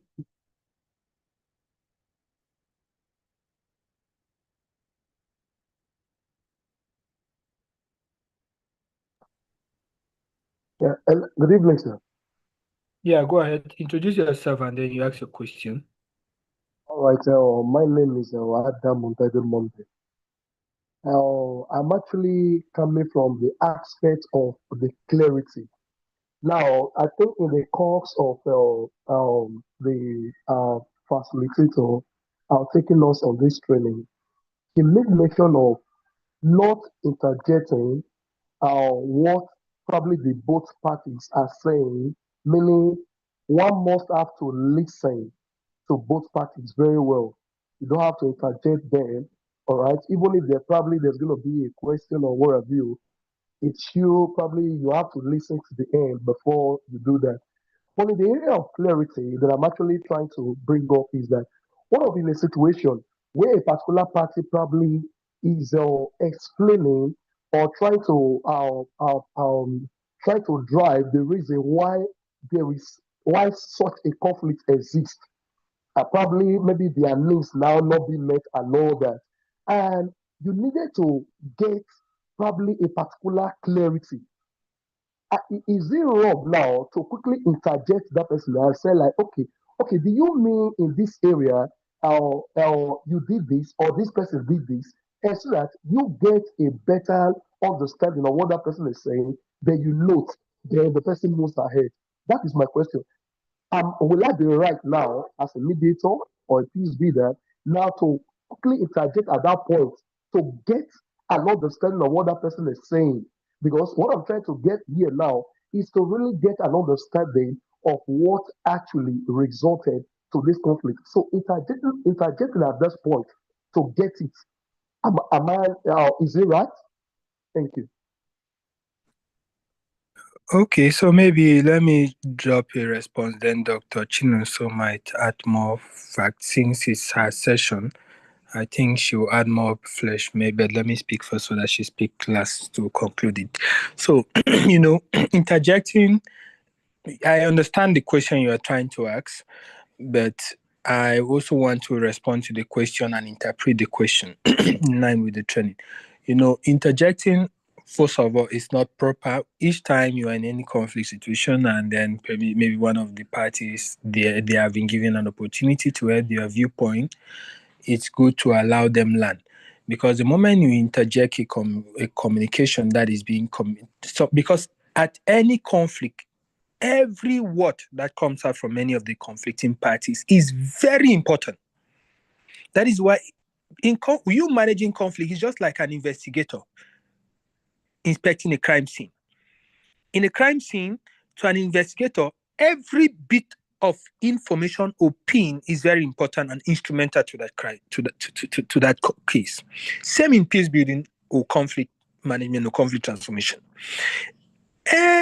Each word coming out, sometimes they don't start communicating the true points. They don't communicate the true concepts of the crisis or the conflict that will help you manage those conflicts. Sometimes they'll go around. I've been good to this person. I've been the one feeding the children. I've been the one helping them. I've been the one, even in the global communities, you see that. You see a nation telling you how they have been beneficial, they have been helping you, they have been the one providing this, providing that. That's not the real point.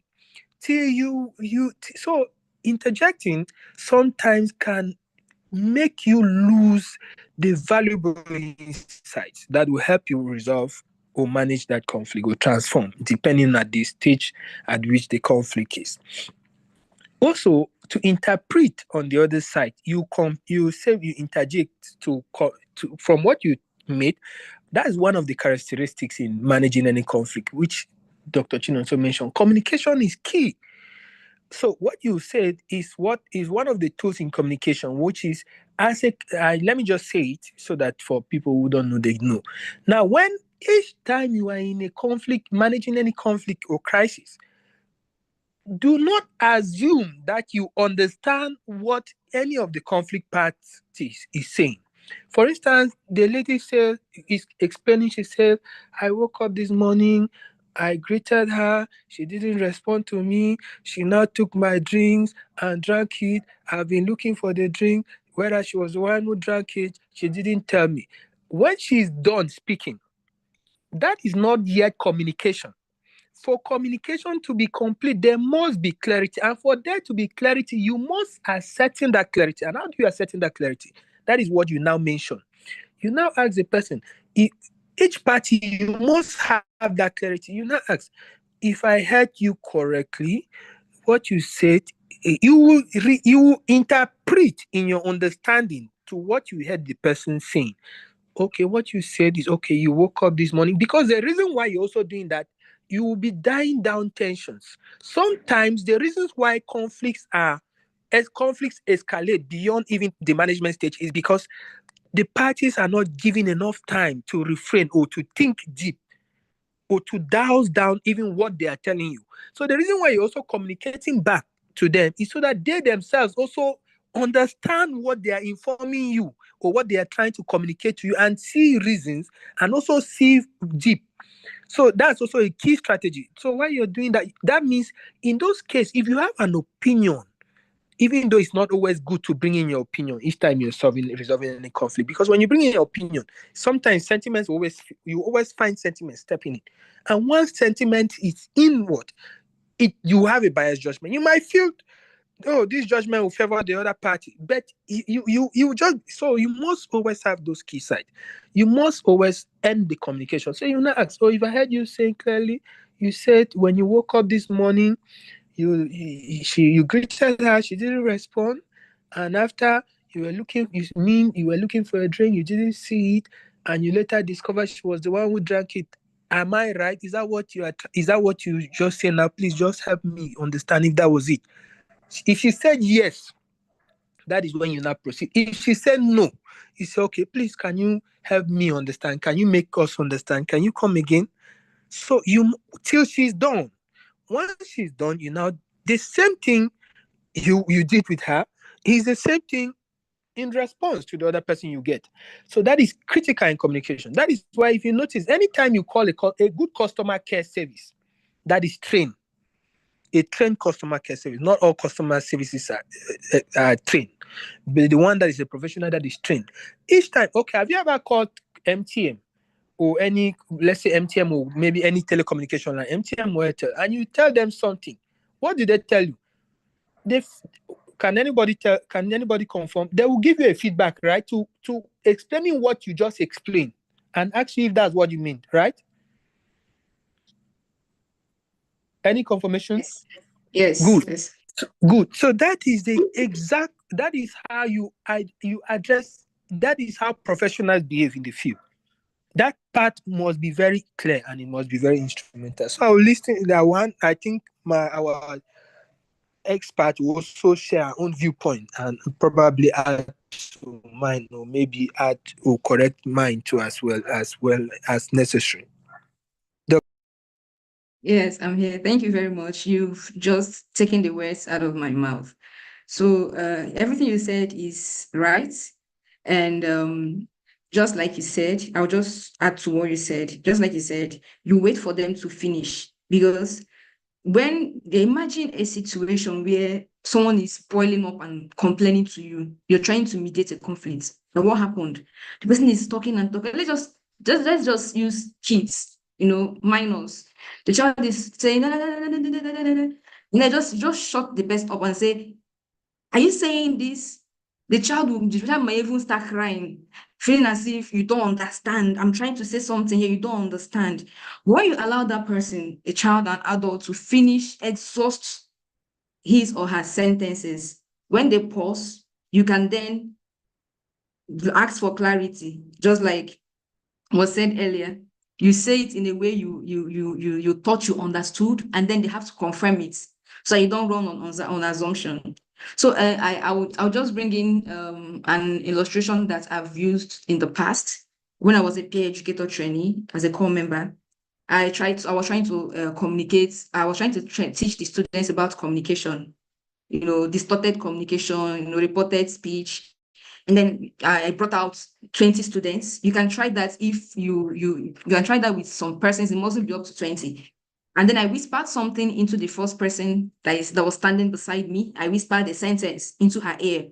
And I told her, interpret that sentence within you. Just what you think you understood from what I've said. This one sentence I said. Interpret it, transcribe it, and then tell the next person what I said. Don't use my words. Just make it as a reported speech. And then at the end of the day, I went to the last person and I stood beside the last person. And when the information got back to me, I was shocked to my bone marrows. I'll use that expression. Because what I got from the last person was nothing near what I said. It was a direct opposite of the point I made at the beginning. And that is what happens when you don't confirm the information that flows to you. You can just assume I understood what he or she said. When you've already distorted that information, and when you have a distorted information, it affects your mediation. It affects how you communicate at the end of the day. I hope I've been able to address that question. Thank you. Yeah, thank you, excellently. Let's hear any other question. It would be lovely to have questions, please.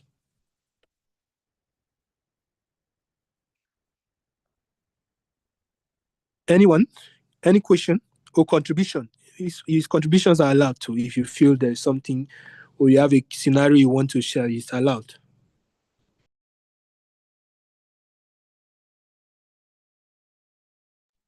Okay. Good evening once again. Mine is a question actually, because I just want to understand. We have so many peace experts in Nigeria and Africa, yet it's like our continent is the most unpeaceful continent in the world. What could really be the problem? Just look at the kind of problem we're having in Nigeria. Almost everything dovetails into religion. What are the basic things that our government is not doing that is prolonging these conflicts in the country? And how can it be handled? Thank you. Dr. Chino, so do you want to go first or I go first? Okay, I'll just say that we've been discussing about strategic communication for 1 hour now, and you have to understand the conflicts that you're addressing. And I mentioned in my presentation that Nigeria is a heterogeneous state. We have different types of or groups of persons. We have different religion. We have different ideologies, right? And when you're in a heterogeneous setting, there is always a tendency of clash of interest, but it depends on how you manage it. So I wouldn't want to go into discussing that here in this room, but what I would say is if you want to understand the particular conflict that you are looking at, you need to know the historical perspective, the history behind it. When you know the history, it will help you understand that conflict better. And the much you can do as a peace builder or a conflict management or transformation specialist is only to make recommendations. You know, they say you can take a horse to the stream, you can't force the horse to drink. You can only make recommendations, hoping that it will be adopted. So when your recommendations are adopted, hopefully it will lead to strategic peace building or sustainable peace. You cannot force an entity to adopt your recommendations. That is why in research, all you can do is you make a recommendation or you hold symposiums where you discuss these issues.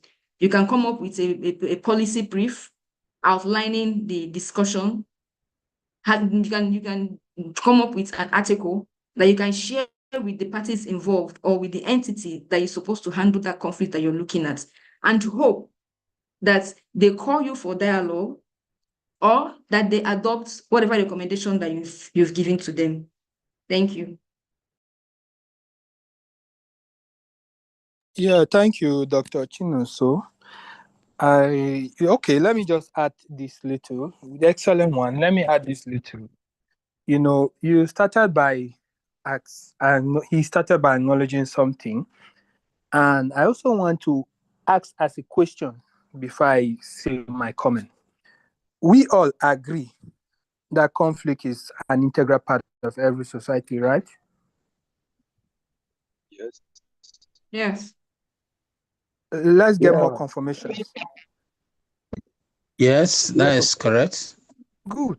So if we all agree that conflict is an integral part of every society, so the question is a good question, but if I look at the question, it's not, you cannot eradicate conflict from any society, from any home, from any organization, from any country, from any global space.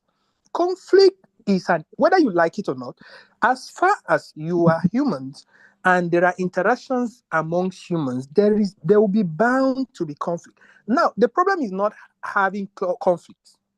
The problem is what you do with your conflict, how you utilize it.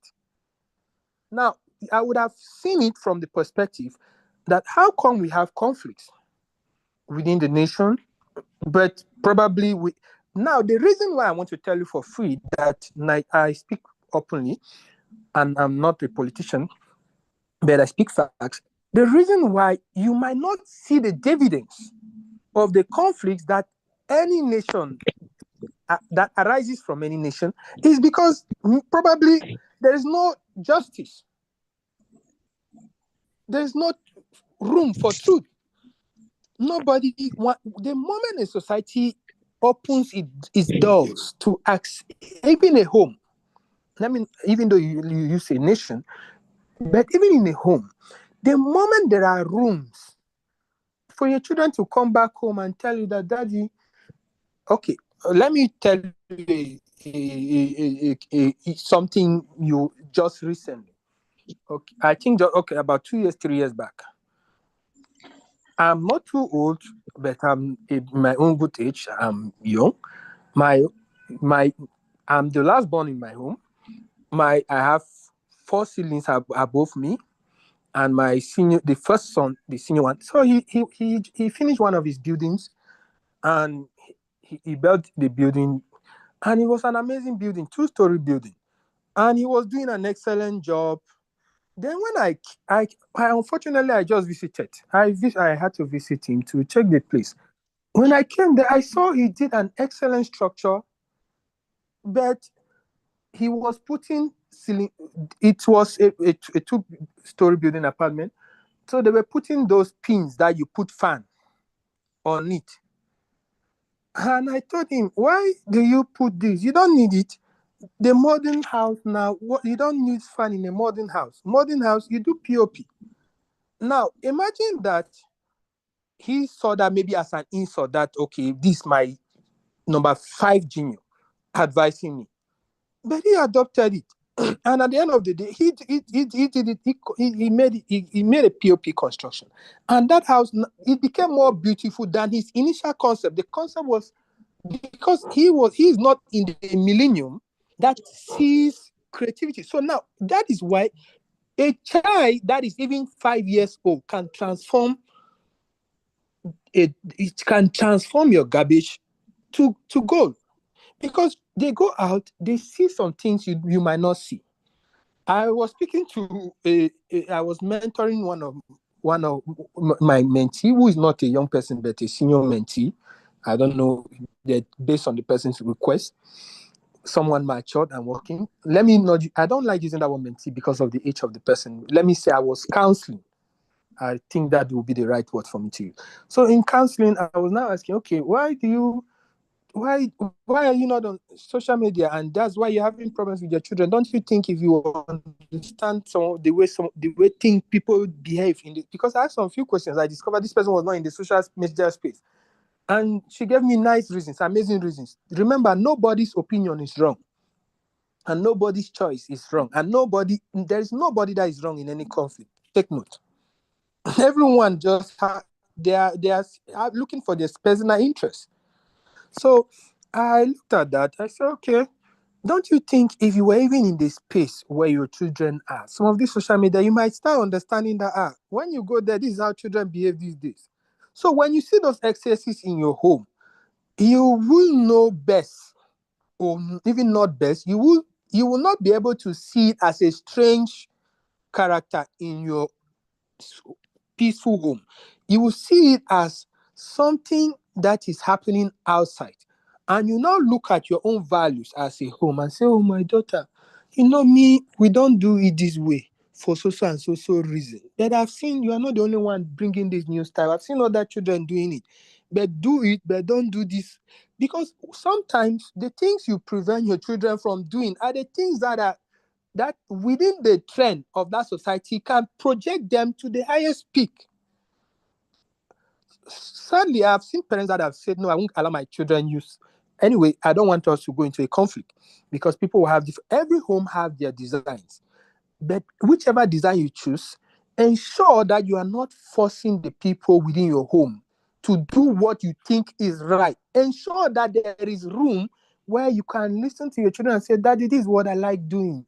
Not, this is what you must do. Mommy, this is what I like eating. You must know what your children like. Forget the fact where in an African home, they say whatever is there is what you must eat. I think there's a statement I used to hear when I was growing up that old mothers used to tell children when they give them the cocoyam that there's a cocoyam that when you eat, it will be itching in your mouth. That one, they don't usually eat it, but old mothers will still cook it and give their children to eat. They'll tell you that it will be itching in your mouth. It cannot be itching in your stomach. So the problem is to fill your stomach. So those concepts, times are changing. Times are changing, and as time are changing, that's how we must change. So in reality, any society, okay, I've seen Redmi 10's hand up.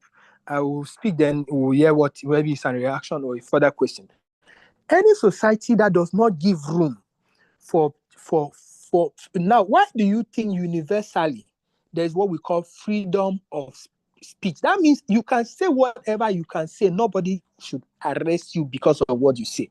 It is because the society or the government needs people to criticize it so that it will now see areas. That was why I say conflict is not the negative factor. Conflict is what will reveal areas of growth and development.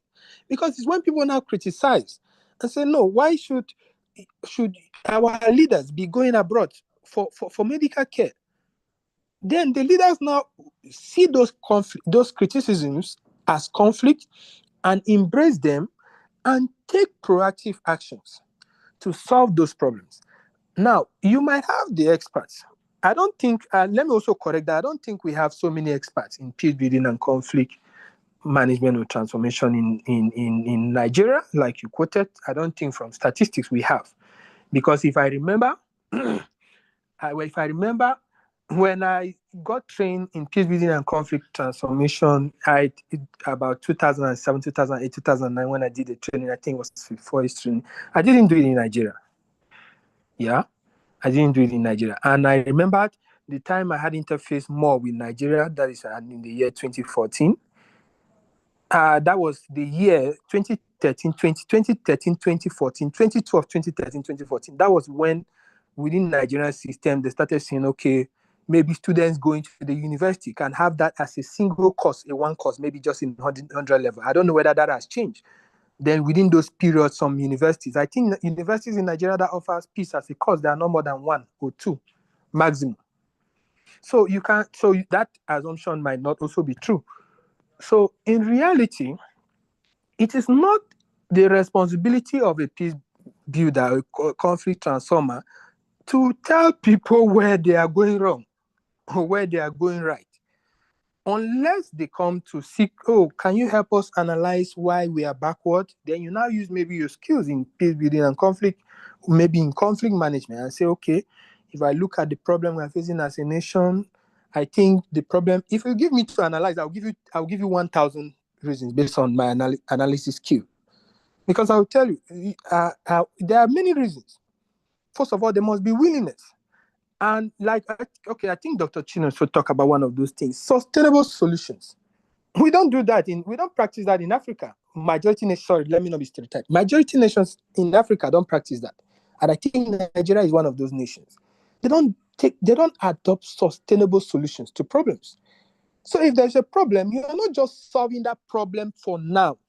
Okay, somebody is maybe doing something that the government feels not right, and then you think this is what, if we do now, it will solve the problem now. That is not, you are not prepared. You must look at the solution you are adopting now, its impact in the nearest future, and its impact in the long term. So these are all key. Remember, I don't know if Dr. Chino mentioned, but I think she explained the concept. Peace building is a long-term prospect. You can't get it in a year. You can't get it in 2 years. You can't get it in 10 years. So you will never get all what you need. No nation will get all what they need on the goal. It's a continuous process, but the conscious effort to know that, oh, I'm supposed to be receiving whatever criticisms are coming from my nation or from my home to further enhance whatever good can come out from those criticisms. Sometimes your children can bring something. It's not that it's not this conversation or what I just said. It's not accepting your children bring in what you feel might not be right into your home. It is accepting to dialogue with your children. It is accepting to discuss with your employees. It is acknowledging criticisms when your citizens are criticizing you and say, okay, please, let's sit on the table and talk this out. Okay, what do you really want? And you bring experts. Okay, can you help us solve this problem between us? So sometimes your children might be thinking, oh, what they are doing, what the world is doing is what they should be doing. What everybody is doing should be what they should be doing. But during dialogue, when you are friendly with your children and you speak to them, they say, mommy, wow, is this how you used to do? People were old though. People's millennium was so archaic. You now balance the conversation. You now bring some consequences. Don't you still think that maybe the way people are behaving like this is because of some of these things? Then you don't speak and conclude. You speak and say, oh, what do you think, my child? The child will not, so because you must know what is in the person's mind. That is why communication is key. Keep the communication as much as possible. The moment you close communication in any conflict, that means you have decided that conflict should not be maximized. Take note, nobody is invaluable. So in conflict, you must try to manage that conflict proactively so that you extract that value from it that can be desirable or can be helpful to you. You might think it will not that you might not need that, but if you don't manage it properly, it can damage you in the long run. Yeah, Redmi 10, please your name and then you can. I don't know why you didn't use your name, and then you can ask your question, and anybody can react. Okay, good evening, everybody. Good evening. My name is Marlene Asika, and From? I am a peace building practitioner. Okay, from where? Where You mean my based? organization? No, where are you based? Where are you based? Not your organization. In Port Harcourt, Nigeria. Okay, go ahead. Okay, so I just wanted to respond to the last question. But before then, I would love to appreciate the Dr. Ihoma. Thank you so much, Doctor. It's been a very, very impactful session. So in responding to the last question, I think he's trying to figure out why the conflict in Africa and Nigeria is prolonged and is not ending soon. In response to that, I would love to say that actually, conflict in Nigeria and tension Africa is not even about to end soon. Yes, we may, as peace building practitioners, adopt sustainable solutions, but there's a silent reason why these conflicts are not about to end soon. In looking at parties to conflict, beyond the primary party and the secondary party, there's an often overlooked party to conflict, which is the shadow party. Now, these ones are those who profit from conflict. You don't see them, you don't hear about them, but they are somewhere in the background fueling the conflict. Why? Because they profit from the conflict. Building practitioners, you're in the field, you do your work, you do your impact, and then maybe you come back after 6 months and it feels like what you did was 1 step forward and 2 steps backwards. It is because of conflict profiteers, because of the shadow parties with conflict that from the background keep fueling conflicts because they profit from it. So in adopting sustainable solutions, one of the things that as practitioners we need to actually consider is the role of shadow parties in the conflict. And then we try to figure out who the shadow parties are. And then until we are able to figure out the shadow parties to a particular conflict, in all honesty, it's going to be very difficult to arrive at a sustainable solution. That is all I have to say. Thank you very much. Yeah, thank you. Let's have a conversation a bit. Are you with me? Yes, I am. Okay, so I like interaction so that we learn. You excellent viewpoints, amazing. Let's discuss, since it's a training session or a program intended for us to disseminate knowledge. Now, a simple question. Can you end conflict anywhere in the world?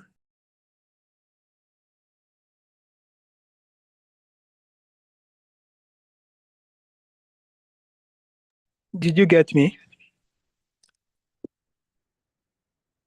Hello? Yeah, we can get you, sir. We can hear you, sir. Yeah, so I like her to respond so that we should be guided with what we learn. Hello? Maybe she's having a poor network.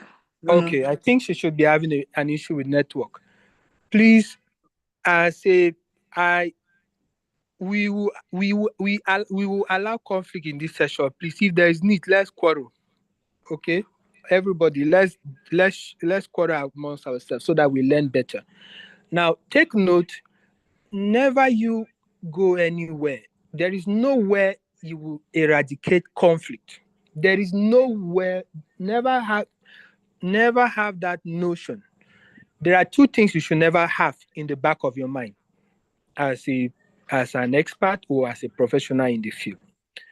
One, conflict will always be an integral part of the every society, every continent, every nation. You can't eradicate it. You can only manage it or resolve it, and at best, transform it to bring out the most valuable concepts from that conflict that will be beneficial to you or to the society.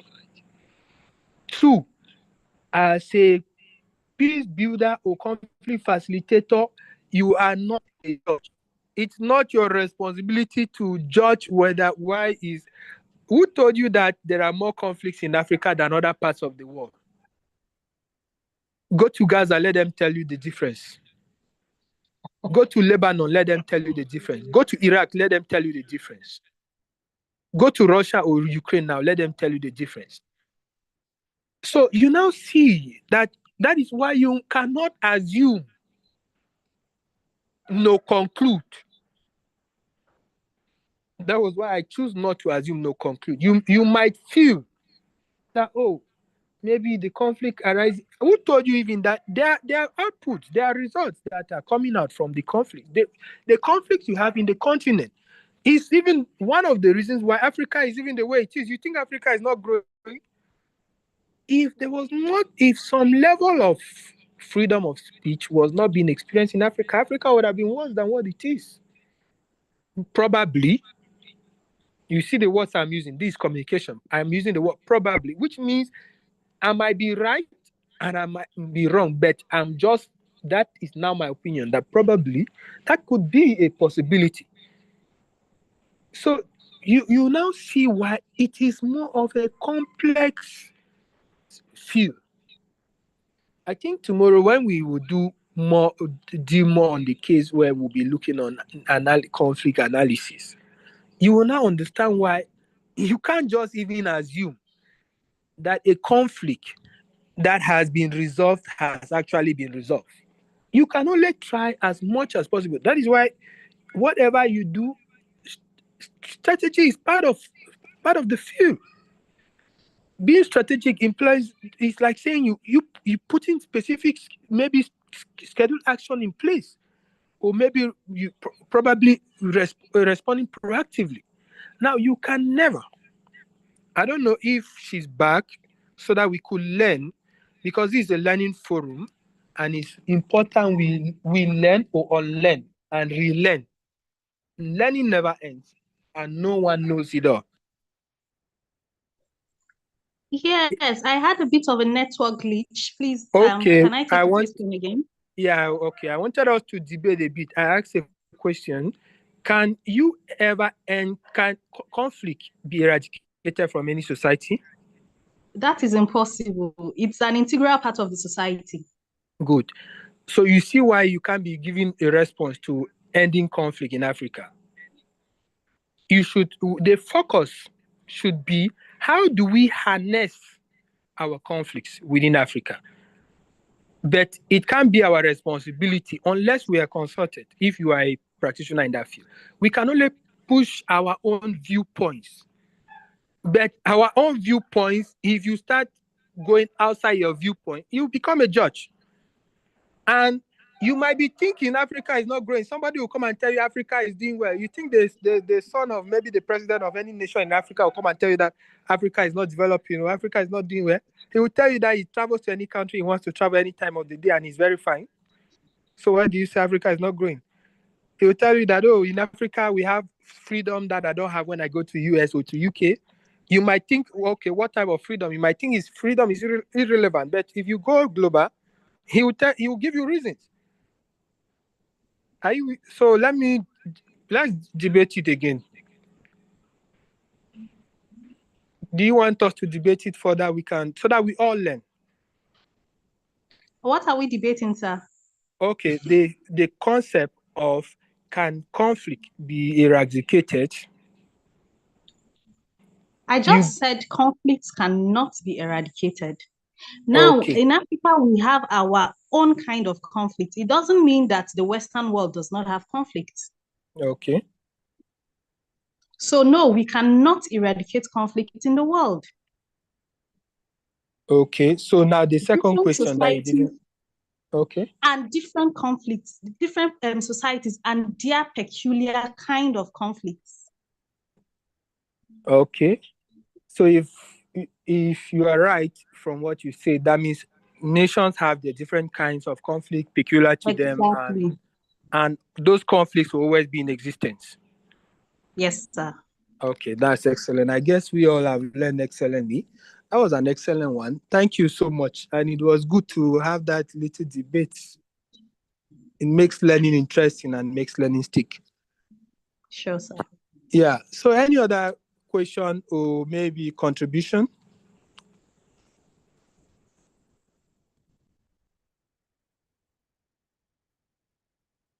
Any question or contribution? Okay, I think any last words from Dr. Chinonso? Then maybe we wrap up for today. I want to thank everyone for the contributions and the questions that was raised.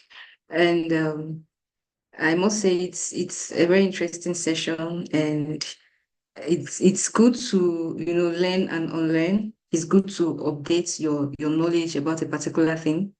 And I want to thank every person that contributed to the outcome of this discussion. And I just want us to, at least at the end of the day, know that we have to go home with something. We have to go home with the fact that as peace builders or as peace enthusiasts, we cannot eradicate conflicts, no matter where we find ourselves, whether in a developed country or in a developing country. We cannot eradicate conflicts. All we can do is to try to recommend solutions to a lasting peace or a sustainable peace. And I also want us to go home with the fact that when we are trying to mediate conflicts, when we are trying to manage conflicts as an individual, in your place of work, in your families, anywhere you find yourself as a consultant, you need to know that you have to understand the conflict you're mediating, and you shouldn't take sides. You have to be objective. And you also have to know that you are not there to ensure that there will never be conflict in that community, but you are there to ensure that you can have, or you can achieve a lasting peace. You can transform the conflicts to a reasonable extent. And I would also want us to go home with the fact that even though it seems that the efforts of consultants, peace consultants or peace enthusiasts seem not to work in Africa, it shouldn't make us stop doing what we are doing. even within our space, whether you have a large space or a small space. So we need to keep doing what we are doing and hope to change what we can change one step at a time. We should, yes, we can be greedy with our desires, but we should try to make a change one step at a time. Thank you very much, IGTA, for this wonderful privilege. I appreciate that. Thank you. Thank you. Thank you very much, Dr. Chino. So that was really an excellent one. We are honored that you were so exceptional. And it's beautiful to actually learn, relearn, unlearn. You never know it all. And in sessions, you pick out values that becomes transformational. And ladies and gentlemen, don't forget that all these are intended to bring out the best version of you. This is one way of giving back to the society or to your community. Please do not just participate in sessions like this. Be your own self an ambassador of peace. We know that conflict cannot be eradicated in our society, but currently globally, our world is experiencing the worst form of inhuman treatment. Humans no longer value humans because of religious sentiments, because of cultural backgrounds, because of geopolitical separations, because of their religion, whether you're a Muslim or you're a Christian, and because of the interests of others probably to secure power or to preserve power. Let's not just be learners, let us be advocates. Preach peace. Let people know the importance of peace over war, the significance of love over hatred, the key role of empathy over every room that is seeking ways for development or growth. The more we have people talk, you don't just participate in session. You can go and even organize your own personal session from what you have learned from here and say, oh, I'm organizing a Zoom session. You can do a flyer and share with people just to talk to them. You can even do a live session on there are some people that might be here, they have more influence than some of us. You might have hundreds of thousands of followers, hundreds of thousands of subscribers. Speak to them what you have learned. No space is too small to communicate a message of value. And no environment is too dirty to accommodate cleanliness. Please let us be transformers. Tomorrow we'll be rounding up this session from 8 p.m. and we'll look at more of some of the key ways that conflict analysis, we'll look at how you deal with dialogue situations, create dialogue situations, because in also resolving conflict, sometimes you must create a room for dialogue. It is the creation of a dialogue session that anyway, tomorrow will be amazing. We'll also look at some advanced conflict analysis models and how to deal with them, as well as peace-building interventions and stabilization and post-conflict recovery. Sometimes when we talk of post-conflict, we're talking of those that have gone into war situation, like what is happening between Gaza and Israel. Now, do you think Gazans will ever forgive an Israelite? Of course not. I don't think if a Gazan today sees an Israelite on the road, I don't know. I don't think he or she will spare that individual if he has an opportunity to commit harm to that person. So are we making the war more peaceful, or we're making the war more? So a lot needs to be done, and no one can do it alone. So we talk more. Don't forget on Monday, you'll be hearing from Richard Leber for those that are part of the effective leadership session and risk management. And then those for the oil and gas industry, we hear from Hesham Zubari. So I think it's at this point, we say good night to everyone, unless someone has something to say. But before we end, I don't know, Dr. Emmanuel, the program coordinator of IGTA, if he's on the call, he can say a word or two. And I don't know if okay, I think the director dropped a message. Yeah, so Dr. Emmanuel, last word. Thank you very much, sir. Session.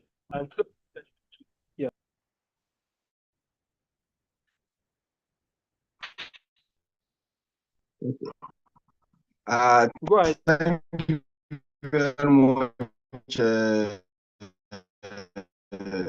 Our CEO. Thank you, our distinguished speaker, Dr.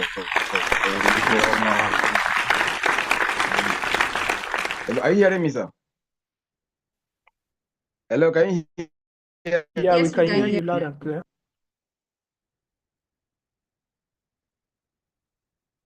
Please confirm you can hear me. Yes, we can hear you. Hello, can We anyone can hear hear you, me? sir. We can hear you, sir.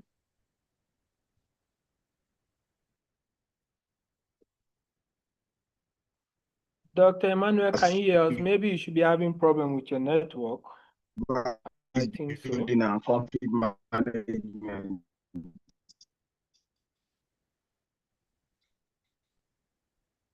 I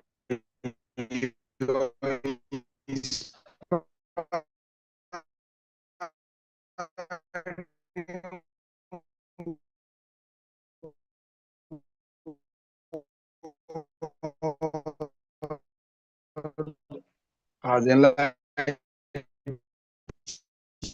us.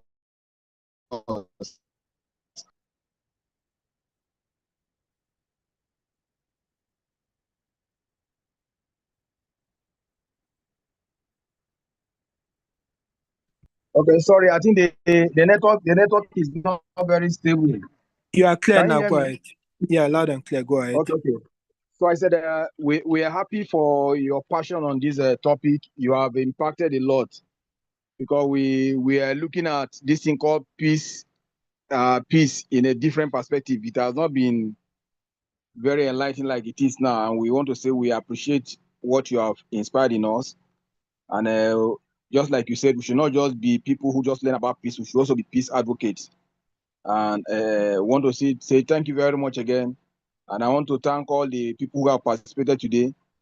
Let me tell you that you have been on this platform and at this very particular time for this program is not by accident.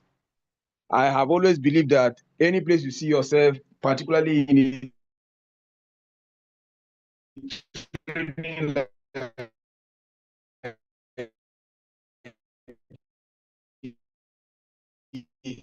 God is actually preparing for something in the future. They are not a waste at all. And I want to congratulate. Thank you very much. Thank you, my CEO. Thank you. And to add, Allah is always doing great things for my Muslim brothers. Good night to everyone. It was a pleasure. Thank you so much, Dr. Chinonso. You were so exceptional. We appreciate it. You're welcome. Thank you too. Thank you. Bye-bye, everyone.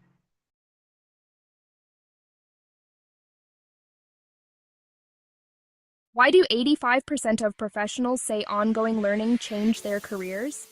Because education isn't just a tool, it's a launch pad. And IGTA is leading the way. Imagine a world where anyone, anywhere, can rise to meet tomorrow's challenges. That's the mission of the International Academy of Professional Development and Insight Global Training Academy. We provide free, accessible training that boosts skills, careers, and entire nations' potential. Our courses are designed with you in mind, customized, practical, and future-focused. Earn certificates and diplomas that open doors worldwide. Collaborate with industry pros. Get personalized support from mentors who care. IGTA bridges gaps and breaks barriers, transforming talent into world-changing impact. Don't just keep up, get ahead.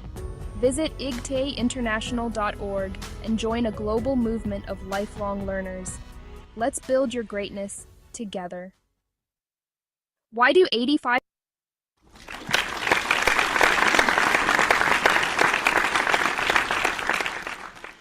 Hello, beautiful people. Today is a new day, filled with possibility. The world is changing fast. Technology, ideas, and opportunities are everywhere. This is your moment to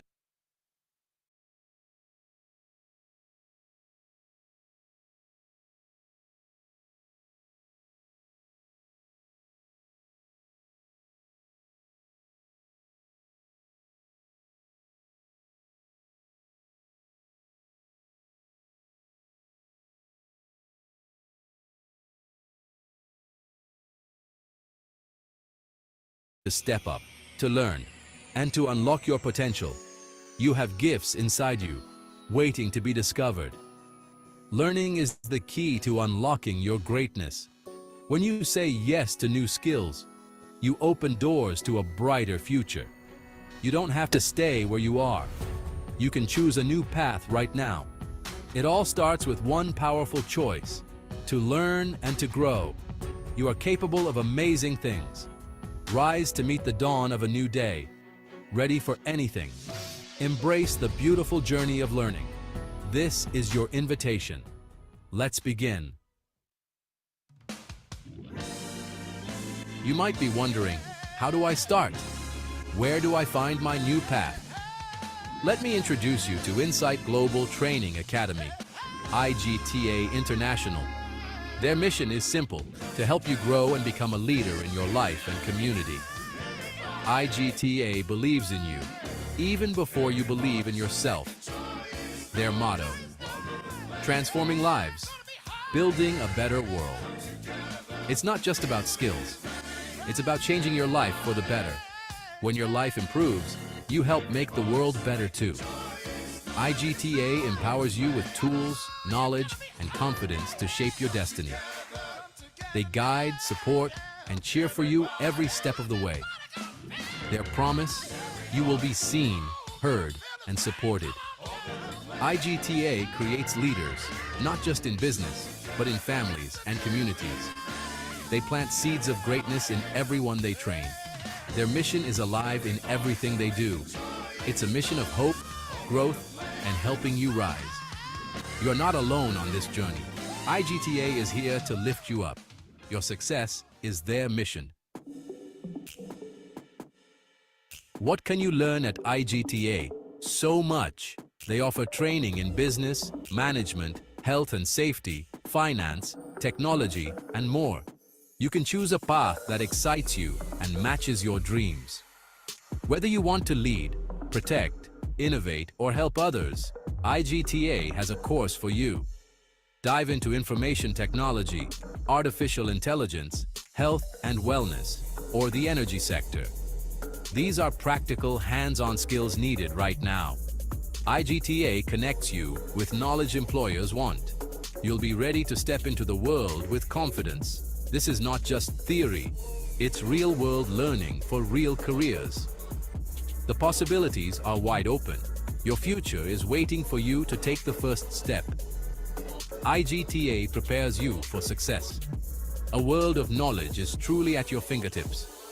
Choose your path and start building your future. The journey begins here. IGTA isn't just local. It's a global family. Their motto: from Africa to every shore, we're building futures, opening doors. No matter where you're from, you belong at IGTA. They've trained over 80,000 people worldwide. Each person has a story of hope, hard work, and transformation. These graduates are making a difference, building businesses, keeping workplaces safe, creating new technologies, and healing communities. IGTA's reach creates a powerful community. When you learn with IGTA, you connect with people from all backgrounds and cultures. You build friendships and a professional network that spans continents. This global family is a source of strength and inspiration.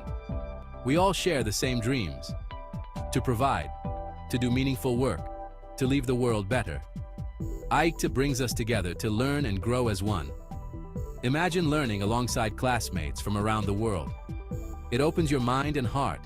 Our differences make us stronger. Our dreams unite us. IGTA is a family, building a brighter future for all. Join the global family. You become what you believe. At IGTA, they know your dreams are valid and your goals are achievable. Their song says, "No dreams too high, no goal too far." Maybe your dream feels big, even scary. That's good. It means you're dreaming big enough. Whether you want to start a business, lead in technology, or provide for your family, your dream matters. IGTA honors your dream and helps you build a plan to make it real. They encourage you to think big, and break down goals into manageable steps. You learn the skills you need for each step of your journey. Progress is celebrated, and suddenly your dream feels within reach. Say your dream out loud. Write it down. Embrace it. Your dream is your fuel, your why.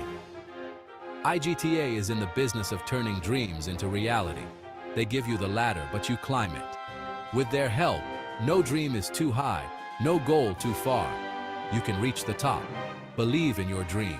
Take the first step. The sky's the limit. There's a special feeling when you know you belong. At IGTA, you're seen, accepted, and valued for who you are. Their culture of welcome is extraordinary. It doesn't matter where you come from or your background, everyone is welcome. Diversity is a superpower at IGTA. Different perspectives create magic. Everyone learns and grows more. IGTA celebrates differences and creates a safe, respectful space for every voice. Learning can feel vulnerable, but here, there's only encouragement and support. Mistakes are steps on the path to success. Inclusion means everyone truly belongs. You can bring your whole self, hopes, fears, dreams, and be met with open arms. IGTA is a family strong and true. This isn't just a lyric, it's a promise. When you belong, you're free to learn, dream, and become your best self. The spirit of welcome empowers you. You are part of the IGTA family from day one. Welcome home. Your future isn't something that just happens. It's something you build. IGT is your toolkit, giving you the skills and guidance to construct a strong, bright future. Every course is a building block in your foundation. You learn to communicate, solve problems, and lead with integrity. These are life skills, not just job skills. They make you more capable, confident, and resilient. With IGTA, you design a future that fits your dreams. You're the architect. IGTA provides the expert guidance. Build a career that's a calling, not just a job. Take control and create the life you want. Every lesson makes you stronger. Every certificate makes you more valuable. IGTA helps you build a future that's meaningful and secure. You are the builder of your destiny. Start building today. At IGTA's heart is a spirit of hope, strength, and success. This spirit is contagious. You feel it the moment you connect.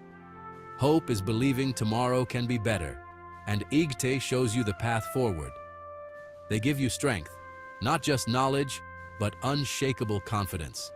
With every skill, your strength grows. You start to see yourself as capable, smart, and a leader. IGTA helps you build resilience to face any challenge. All this leads to success, whatever that means for you. Whether it's a dream job, a promotion, or providing for your family, IGTA is committed to your success. They celebrate your victories, big and small. Their spirit becomes part of you, changing how you see the world. You become a beacon of hope and strength for others. The IGTA spirit transforms you from the inside out. It's more than a certificate. It's a new you.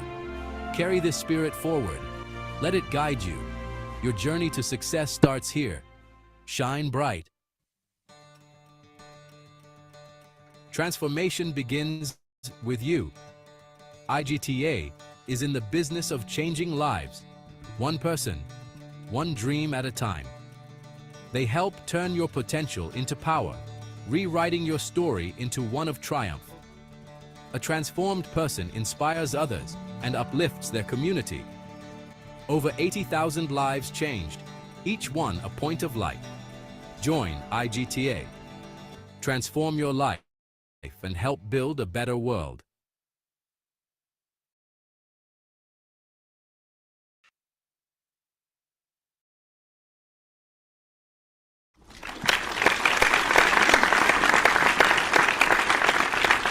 Let's talk about change. Real, measurable impact that shapes not just careers, but entire industries. I've seen countless training programs out there, but Insight Global Training Academy, or IGTA International, genuinely stands out. Why? Because they don't just teach skills, they unlock global potential.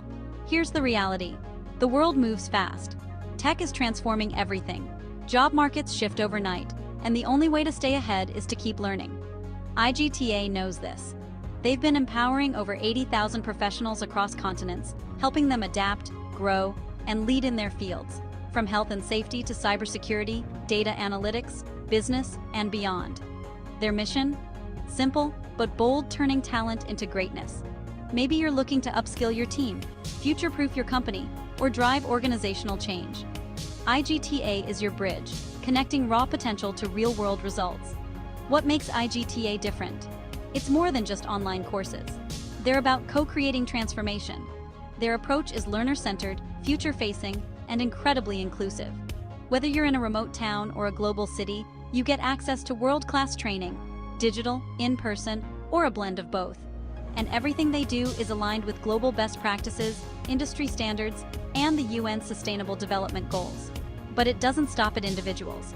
IGTA partners with companies, governments, and NGOs to build capacity at scale. Think strategic consulting, high-impact conferences, development project management, and cutting-edge innovation services, all under one roof. Their course catalog is huge: health and safety, cybersecurity, data science, logistics, project management, HR, business administration, oil and gas, and more. And they don't just cater to the privileged few. Free and subsidized programs mean even more people, including those from underrepresented communities, get a chance to transform their careers. I love the stories coming out of IGTA, like the mid-level engineer who became a safety lead and slashed incidents by 40%, or the young grad who went from student to cybersecurity analyst in months. These are real people, real change, and the ripple effect is massive, across Africa, the Americas, Europe, and Asia. And it's not just about skills. With IGTA, you join a global network, 80,000 alumni, mentors, and partners, ready to support, collaborate, and open doors for your future. If you're a corporate leader, you know the value of resilient, future-ready teams. IGTA delivers that, with end-to-end support, custom training, mentorship, analytics, and ongoing evaluation. And if you're an individual chasing your next big break, it's your chance to join for free, access premium programs, and earn globally recognized certification. So, why settle for ordinary? When you partner with IGTA, you invest in excellence for yourself, your team, your organization, or even your nation.